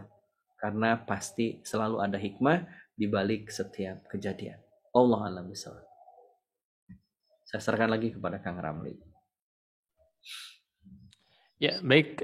Terima kasih Kang Asep Supriyatna yang telah memberikan insight baru kepada kita semuanya tentang bagaimana melewati badai ujian. Mudah-mudahan Bapak Ibu hari ini bisa melewati badai ujian dan tentunya tidak mudah ya. Nah, butuh latihan, butuh belajar, dan juga Kang Asep akan membagikan pengalamannya bagaimana belajarnya, bukan hanya belajar, tapi benar-benar merasakan learning experience, kedekatan dengan Allah Subhanahu wa Ta'ala. Kang Devi, boleh di-share posternya, Kang Devi? Programnya apa aja? Nah, kita lihat Bapak dan Ibu semuanya, kelas terdekat untuk private class. Nah, mudah-mudahan Bapak Ibu semuanya bisa mengikutinya. Boleh di-share screen Kang Devi untuk posternya?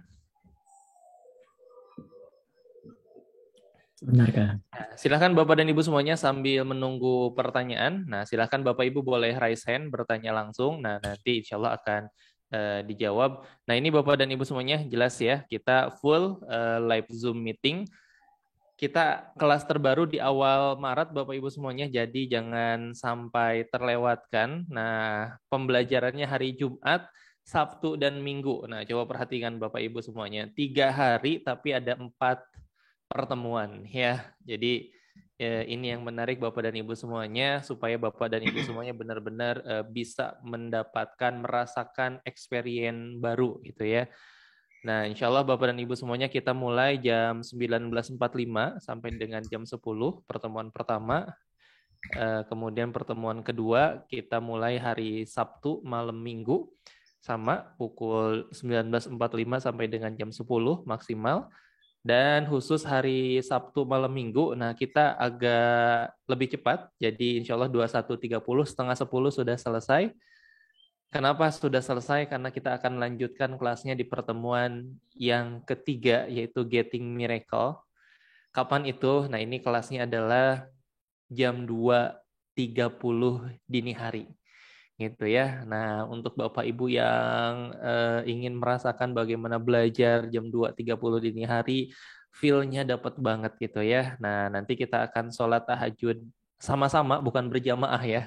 Sama-sama sholat tahajud berjamaah. Bukan berjamaah, sama-sama di tempat masing-masing, sholat tahajudnya masing-masing, tapi kita masuk Zoom dulu, ada kelas pembukaan supaya tahajudnya bisa lebih khusyuk dan benar-benar mendapatkan getting miracle. Bapak Ibu bisa mendapatkan keajaiban di situ. Kita mohon pada Allah kekuatan dan juga mudah-mudahan Allah kabulkan doa-doanya saat itu juga Bapak dan Ibu semuanya.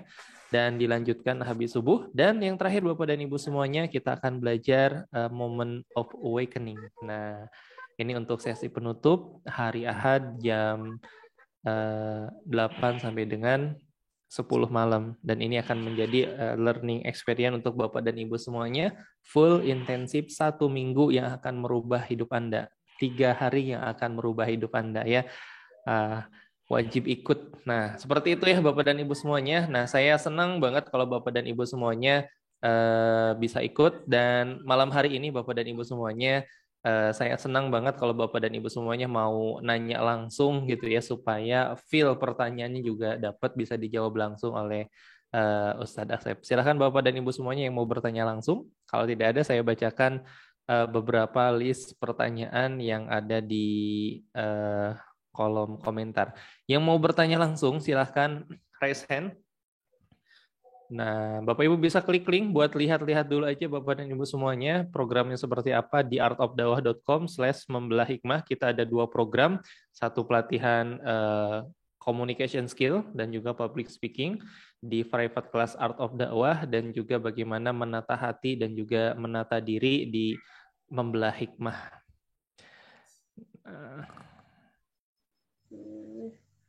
Oke. Baik, Ustadz, kita mulai nih. Ustadz, ya, saya pilih dari Pak Iwan Jakarta. Ustadz bertanya, bagaimana mempersepsikan antara ujian dengan istidraj? Oke, baik. Ada istilah baru ya yang mungkin tidak setiap kita pernah mendengar, yaitu atau pernah mendengar mungkin, yaitu terkait dengan istidraj. Istidraj ini adalah ketika Allah berikan dunia dengan segala kenikmatannya kepada orang yang bermaksiat kepada Allah dalam bentuk murkanya Allah, bentuknya Allah. وَلَنُذِيقَنَّهُمْ مِنَ الْعَذَابِ الْأَدْنَى دُونَ الْعَذَابِ الْأَكْبَرِ لَعَلَّهُمْ يَرْجِعُونَ. Allah dekatkan azabnya di dunia. Jadi Allah segerakan azabnya di dunia. Ketika apa? Ketika dia bermaksiat kepada Allah, lalu dia tidak juga balik kepada Allah, lalu Allah bukakan, gitu kan, segala kenikmatan di dunia. Maka kata Rasulullah, ketahuilah itu yang disebut dengan istidraj. Jadi kalau kita lagi dekat sama Allah, lagi bertakwa kepada Allah, diberikan nikmat, itu adalah hadiah dari Allah. Itu anugerah dari Allah. Tapi kalau kita lagi banyak maksiat, gitu kan, lagi kita menyimpang dari Allah, kita kufur terhadap nikmat Allah, kita kufur terhadap keimanan, tapi kita masih diberikan nikmat oleh Allah, yakinlah itu adalah istidraj. Nah, itu maksudnya. Jadi kalau nikmat itu diberikan kepada orang-orang yang justru sedang bermaksiat sama Allah, lagi jauh-jauhnya sama Allah, bahkan membangkang perintah Allah, yakinlah itu bukan nikmat, itu namanya istidraj. Gitu Kang Rahman. Baik. Jadi ujian itu hanya diberikan bagi yang sekolah saja. Ya, betul. Yang nggak sekolah ya nggak diuji. Gitu. Siapa yang uji itu ya? Nah, termasuk dengan ujian keimanan ya, hanya betul. Orang beriman yang dapat ujian gitu ya. Kalau nggak beriman berarti mungkin azab itu ya. Oke, baik. Berikutnya sambil ini Ustaz, saya sambil pilih. Nah, tanda yang menimpa itu ujian atau benar ada nih ujian, teguran atau azab. Nah, tandanya apa Ustaz? Iya. Tandanya justru yang paling tahu itu adalah kita sendiri gitu. Kita sendiri, kita sedang apa sih saat ujian itu datang, saat musibah itu datang. Ketika kita, perasaan kita kan kita lagi taat, lagi dekat sama Allah, kita beriman sama Allah, nggak meragukan Allah, kita membela agama Allah, tapi kok ada keburukan yang menimpa kita, yakin itu adalah ujian.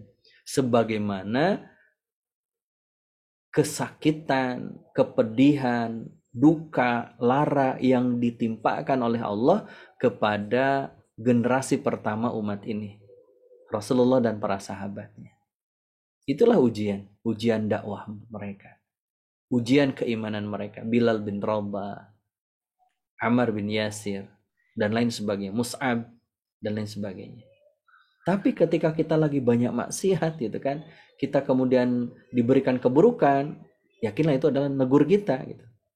Lagi negur kita. Allah sedang meminta kita untuk ayo balik gitu. Kayak kita misalkan lagi jalan gitu kan, Kang Ramli, lalu kemudian ada seseorang yang mau nyebrang, ada mobil gitu, tarik kan gitu. Nah nariknya itu kan kadang sakit kan, ditarik itu kan. Sakit, kenapain sih gitu kan? Mau ada mobil lewat gitu kan. Gitu. Negur kita, jangan sembarangan gitu. Balik kan gitu. Kenapa? Karena kalau kamu lanjutkan akan berbahaya. Maka Allah beri dalam tanda petik keburukan itu dalam hidup kita untuk ngingetin kita. Kadang kan gini Kang Ramli, kalau kita diingetin dalam bentuk kebaikan, kadang kita nggak ngeh gitu loh. Nah, baru kemudian kita sadar ketika kita diberi keburukan. Contoh misalkan gini, kita itu akan merasakan nikmatnya sehat saat apa? Saat sakit. Maka Allah beri sakit biar kita ingat sehat.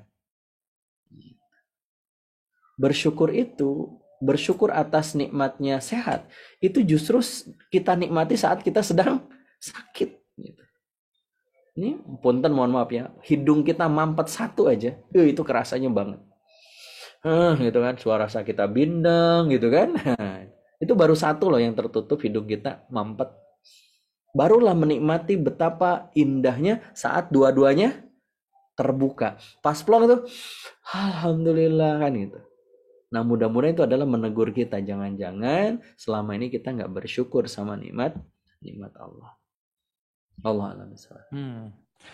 Ini berikutnya yang menarik nih Sad ya, bagaimana cara gampang menerima ujian di tengah kehadiran. Nah, Ustaz saya sering banget membahas di private class ini bocoran Sad ya, bahwa banyak banget orang-orang ketika mendapatkan ujian, nah itu responnya masing-masing, ada yang marah, kesel. Nah, tadi di Bu Yanti ya di depan itu Bu Yeni yang bisa merubah bagaimana dulunya mengeluh, marah, bahkan bisa ridho gitu ya. Dan ternyata di bukunya Kang Asep itu bukan sampai ridho ya, bagaimana merubah sabar menjadi syukur.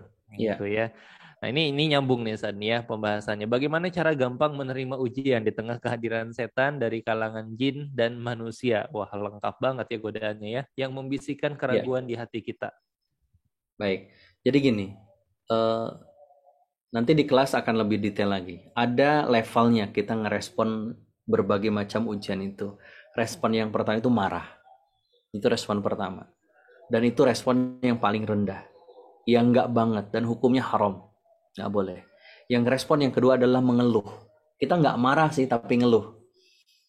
Ada enggak di sini ibu-ibu yang marah saat suaminya nyimpen handuk basah di atas kasur?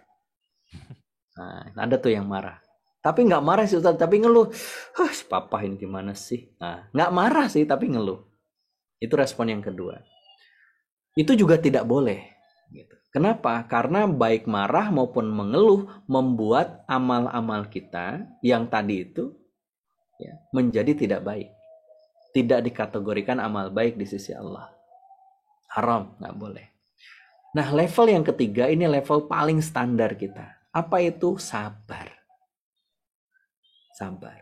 Nah, apakah sabar itu menerima? Belum tentu. Sabar itu bisa menahan dari malah dan ngeluh. Gitu. Jadi kalau misalnya kita masih marah, mama itu sudah sabar ya sama kamu, itu berarti belum sabar. Buktinya masih marah. Gitu. Itu. Nah, ketika seseorang itu sabar, maka dia bisa menahan lisannya, bisa menahan tangannya, tapi belum tentu ridho. Gitu ya. Belum tentu ridho. Nah, ridho itu level yang keempat. Nah, yang tadi Bu Yani bilang. Jadi setelah sabar, naiklah menjadi ridho. Ketika apa? Kita bisa menerima. Nggak hanya bisa menahan. Nah tadi pertanyaannya gimana caranya bisa menerima? Berarti bukan hanya sabar, tapi bisa menerima. Nah kalau sabar itu caranya adalah memaksa diri kita untuk menahan. Kalau menerima adalah kita harus mengenali siapa yang memberikan ujian itu. Kalau kita bisa mengenali, maka kita bisa menerima. Kalau kita nggak bisa mengenali siapa yang ngasih ujian itu, kita nggak mungkin bisa menerima. Sama seperti kita kalau di rumah Kang Ramli ya, dimasakin sama istri, nggak enak. Nerima atau tidak tergantung kita kenal sama istri kita atau enggak. Maksudnya udah kenal. Ngenalin nggak hari itu seperti apa perasaan istri kita, kondisi istri kita. Kan nggak setiap hari masaknya nggak enak kan gitu. Betul nggak? Nggak selamanya. Tapi ketika nggak enak, kita melupakan yang enak kan gitu. Berarti kita nggak kenal tuh sama yang masak gitu. Tapi kalau kita kenal, iya ya, ini kan baru sekali nggak enaknya. Sudah sekian tahun saya menikah dan dia masaknya selalu enak. Kalau masak hari ini nggak enak, pasti ada sesuatu nih. Kan itu jadi nerima kan gitu. Nggak hanya sabar gitu. Nggak hanya sabar, dia bisa menerima. Nah, ketika dia bisa mengenali sang pemberi ujian itu, yaitu Allah Subhanahu Wa Taala, maka dia bisa menerima. Kalau nggak kenal ya nggak bisa. Di tengah ujiannya setan gimana? Loh iya, tugasnya setan itu untuk agar kita nggak sampai level menerima, nggak sampai level sabar. Kita pasti akan terjerat terus dengan godaan-godaan setan itu di level kalau nggak marah, mengeluh. Nah, yang paling tinggi itu apa, Kang Asep? Yang paling tinggi itu kita bisa mengubah dari sabar, menerima, menjadi syukur. Nah, itu yang paling berat. Yang tadi tuh ya Bu Lia sampaikan. Tidak setiap kita bisa langsung dapat menerima kesedihan, kepahitan. Tidak selamanya tidak setiap orang bisa langsung bisa menerima. Bahkan ada yang proses bertahun-tahun. Kayak tadi Bu Yeni tuh sampai berapa tahun kan? 3 tahun dipendam. Baru bisa menerima. Apalagi sampai kemudian mengubahnya menjadi kesyukuran yang tadi Bu Lia bilang. Alhamdulillah bersyukur sekarang Kak Asep. Artinya apa? Semuanya perlu proses. Tapi itu bisa di shortcut. Ketika apa? Ketika kita tahu shortcut-shortcutnya, kunci-kuncinya. Jangan sampai kita menunda bisa menerima sekian puluh tahun, sekian bulan. Kalau kita bisa menerimanya dalam waktu 1 hari. Gitu ya. Allah ada caranya saja. Insya Allah. Masya Allah. Ini yang susah Bu ya. Biasanya kan orang diuji itu sabar lah level tertinggi atau ridho lah. Nah ternyata level tertinggi keimanan seseorang ketika mendapatkan ujian justru malah bersyukur ya, Masya Allah ya. Dan ini sulit ya Bapak dan Ibu semuanya. Nah untuk itu ada caranya. Nah mudah-mudahan Bapak dan Ibu semuanya bisa mengikuti kelas ini gitu ya. Oke, baik. Ini ada yang raise hand. Nah, kita mulai dari yang Ibu Ina deh. Baru lihat nih Ibu Ina dari Bukit Tinggi. Nah, Assalamualaikum Ibu Ina, boleh di-unmute? Nah, Waalaikumsalam warahmatullahi wabarakatuh, Ustaz. Ya, waalaikumsalam warahmatullahi wabarakatuh. Silakan Bu Ina. Ustaz, Ana mau bertanya, Ustaz, ya. Terkait dengan ujiankah ini atau tegurankah gitu ya, Ustaz? Nge-freeze ya. Hilang suaranya Bu Ina.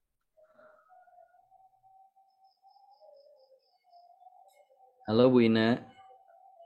Oke. Mungkin ke Mbak Lia dulu nggak apa-apa. Silahkan Mbak Lia Khairani. Oh, sudah. Bu Ina. Halo. Iya. Keputus tadi Bu Ina, suaranya hilang. Ya, karena ada telepon masuk, udah saya tolak tapi masuk lagi. Oh iya. Silahkan Bu. Gimana Bu? Ada telepon lagi kayaknya. Ya, itulah ujiannya ya. Ketika kita sedang kajian, sedang acara, tiba-tiba telepon masuk. Halo. Ya, silakan Bu Ina. Afwan Ustaz, karena di mute Bu. Boleh di unmute lagi Bu. Ya, silakan. Baik, Ustaz. Apa, Ustaz?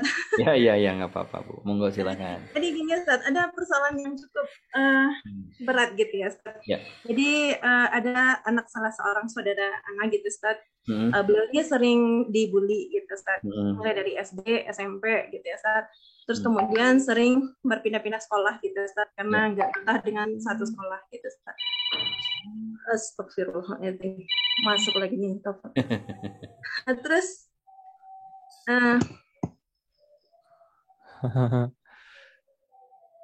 hilang lagi ke saya. Halo, Ustaz? Ya. Silakan. Jadi karena sering dibully, kemudian oleh orang tua, oleh ibu terutama, anak ini diajarkan untuk sabar ya, Nak. Berdoa sama Allah, minta pertolongan Allah gitu, Ustaz.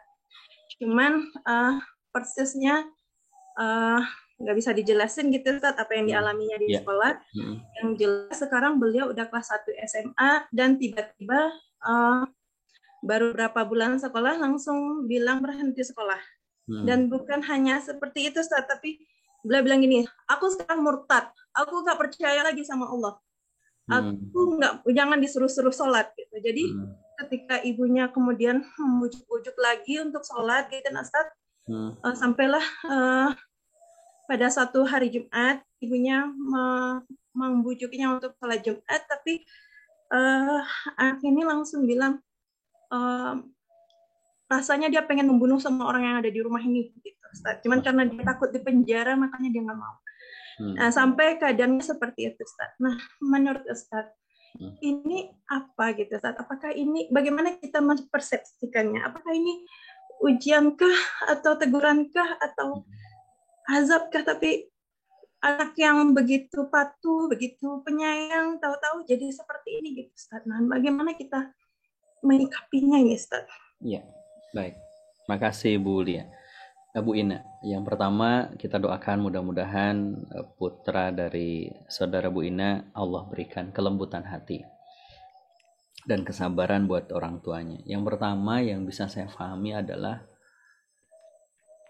bagaimana anak itu akan sangat dipengaruhi oleh pola pengasuhan dan pendidikan orang tua. Itu yang pertama dulu. Ketika anak di usia SMA mengalami atau terbentuk sesuatu, itu bukan proses sebentar gitu. Artinya itu adalah akumulasi. Dugaan saya adalah kesalahan dalam menangani kasus bulinya itu.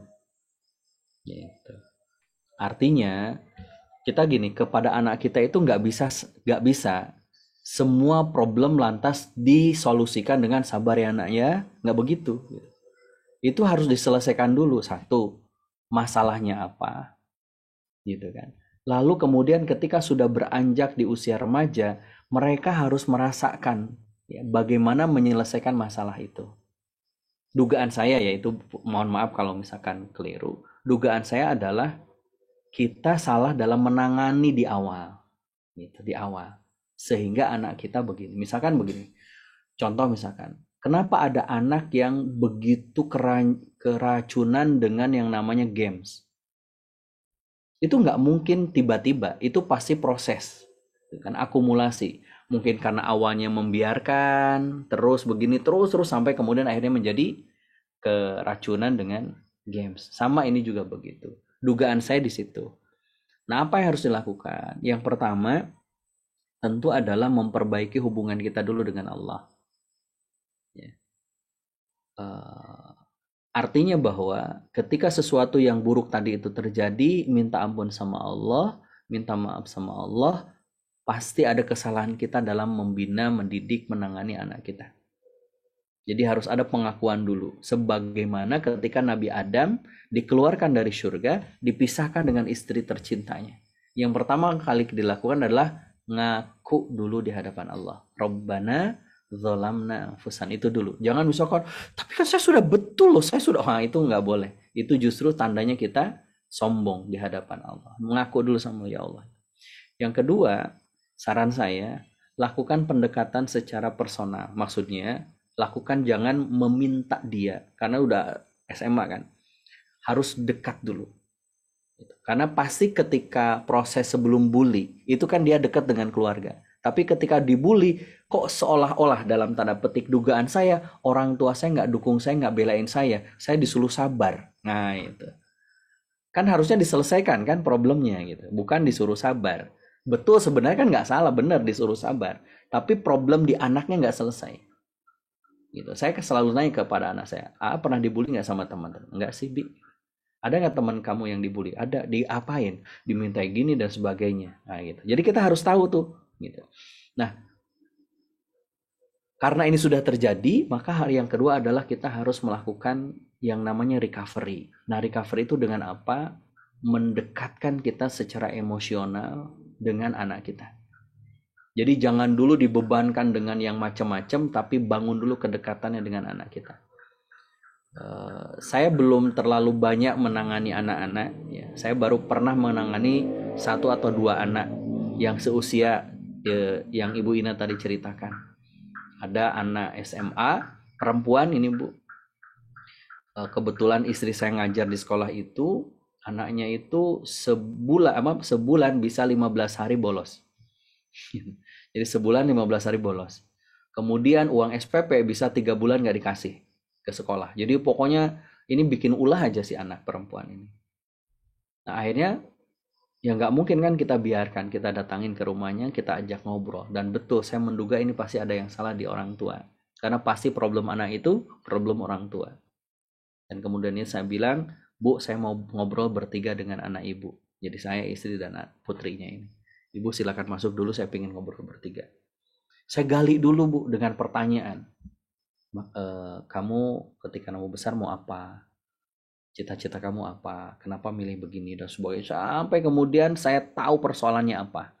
Jadi saya nggak memberi nasihat, saya menggali dengan pertanyaan. Nah, ini orang tua yang lain juga nih, ibu bapak sekalian. Ketika kita ada masalah dengan anak kita, jangan ngasih nasihat terlalu over, karena itu nggak bermanfaat. Yang justru harus kita gali adalah problem dia itu apa.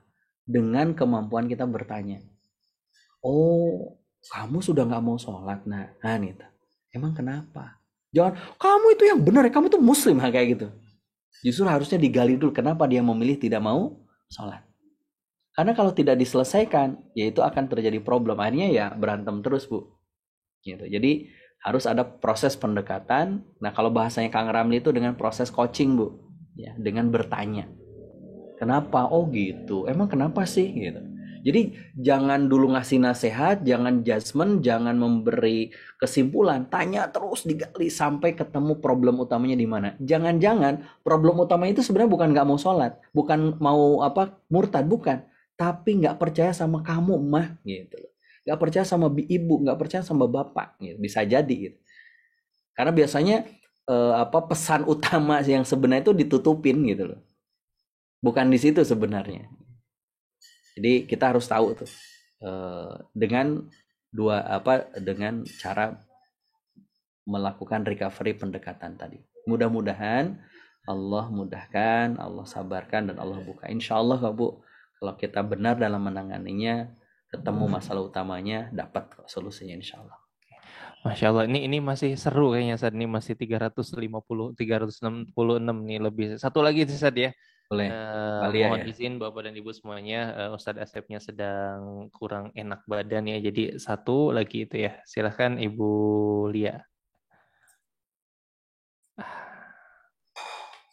Terima kasih Kang Ramli. Assalamualaikum Ustadz. Waalaikumsalam warahmatullahi wabarakatuh. Saya ingin bertanya, bagaimana agar kita tidak salah memaknai musibah, tidak salah persepsi gitu Ustadz. Ya.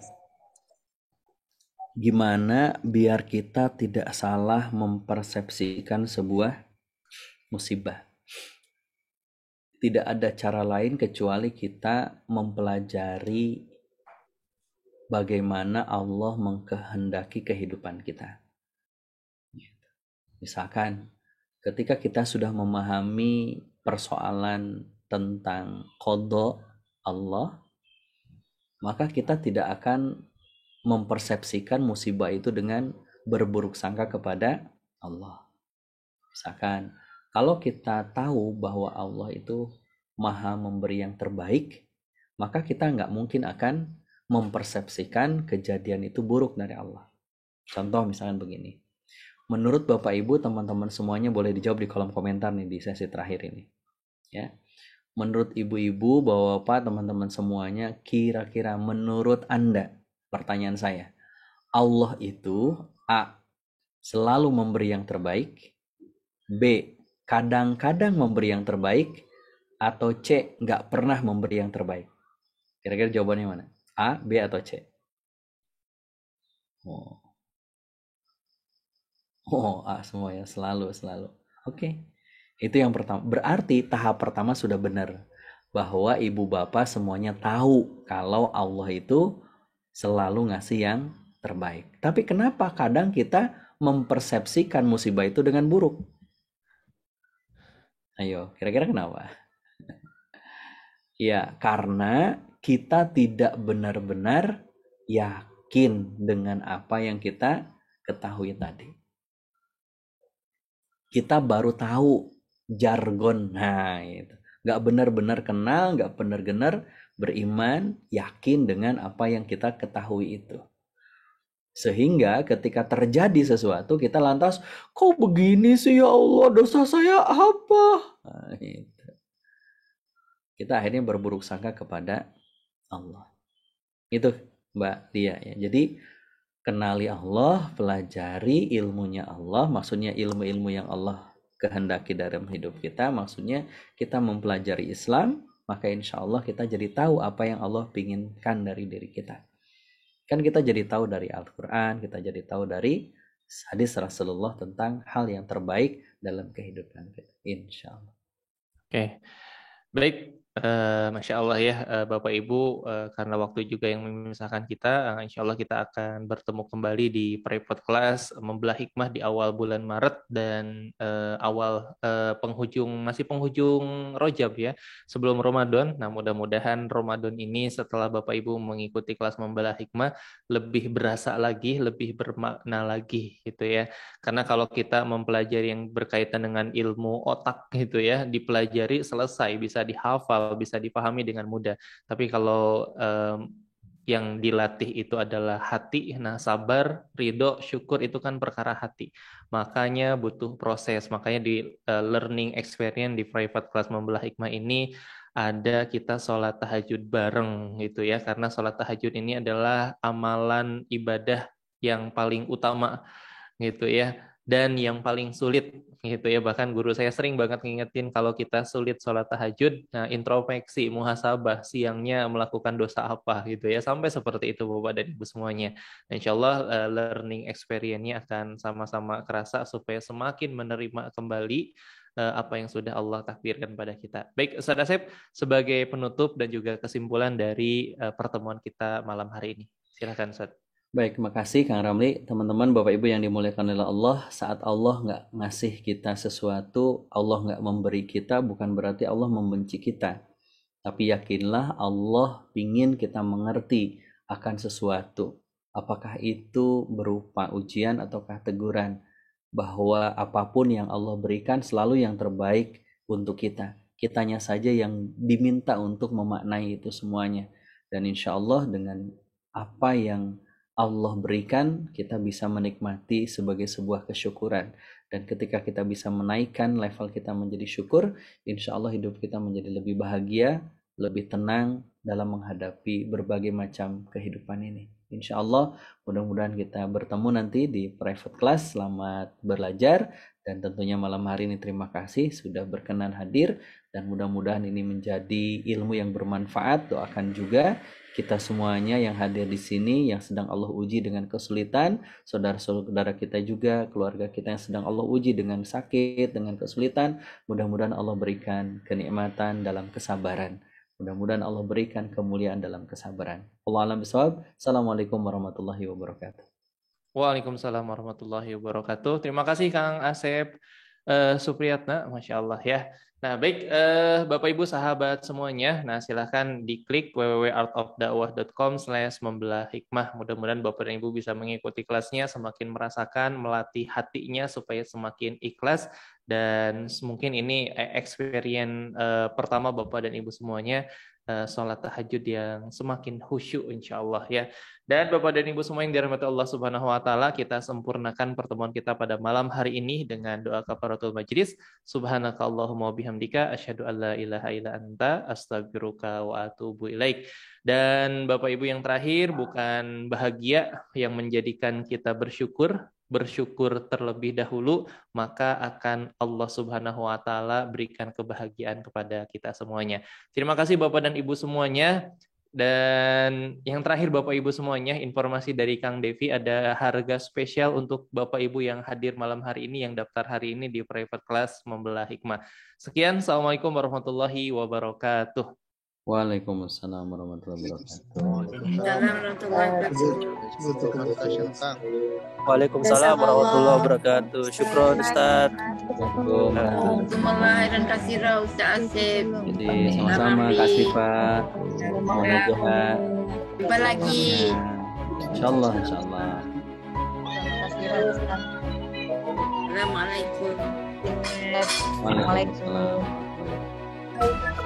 Assalamualaikum. Salam. Izin pamit semuanya. Terima kasih Kang Devi, Kang Ramli. Assalamualaikum Ustaz Asep. Jazakallahu khair. Salam waalaikum. Mohon izin pamit.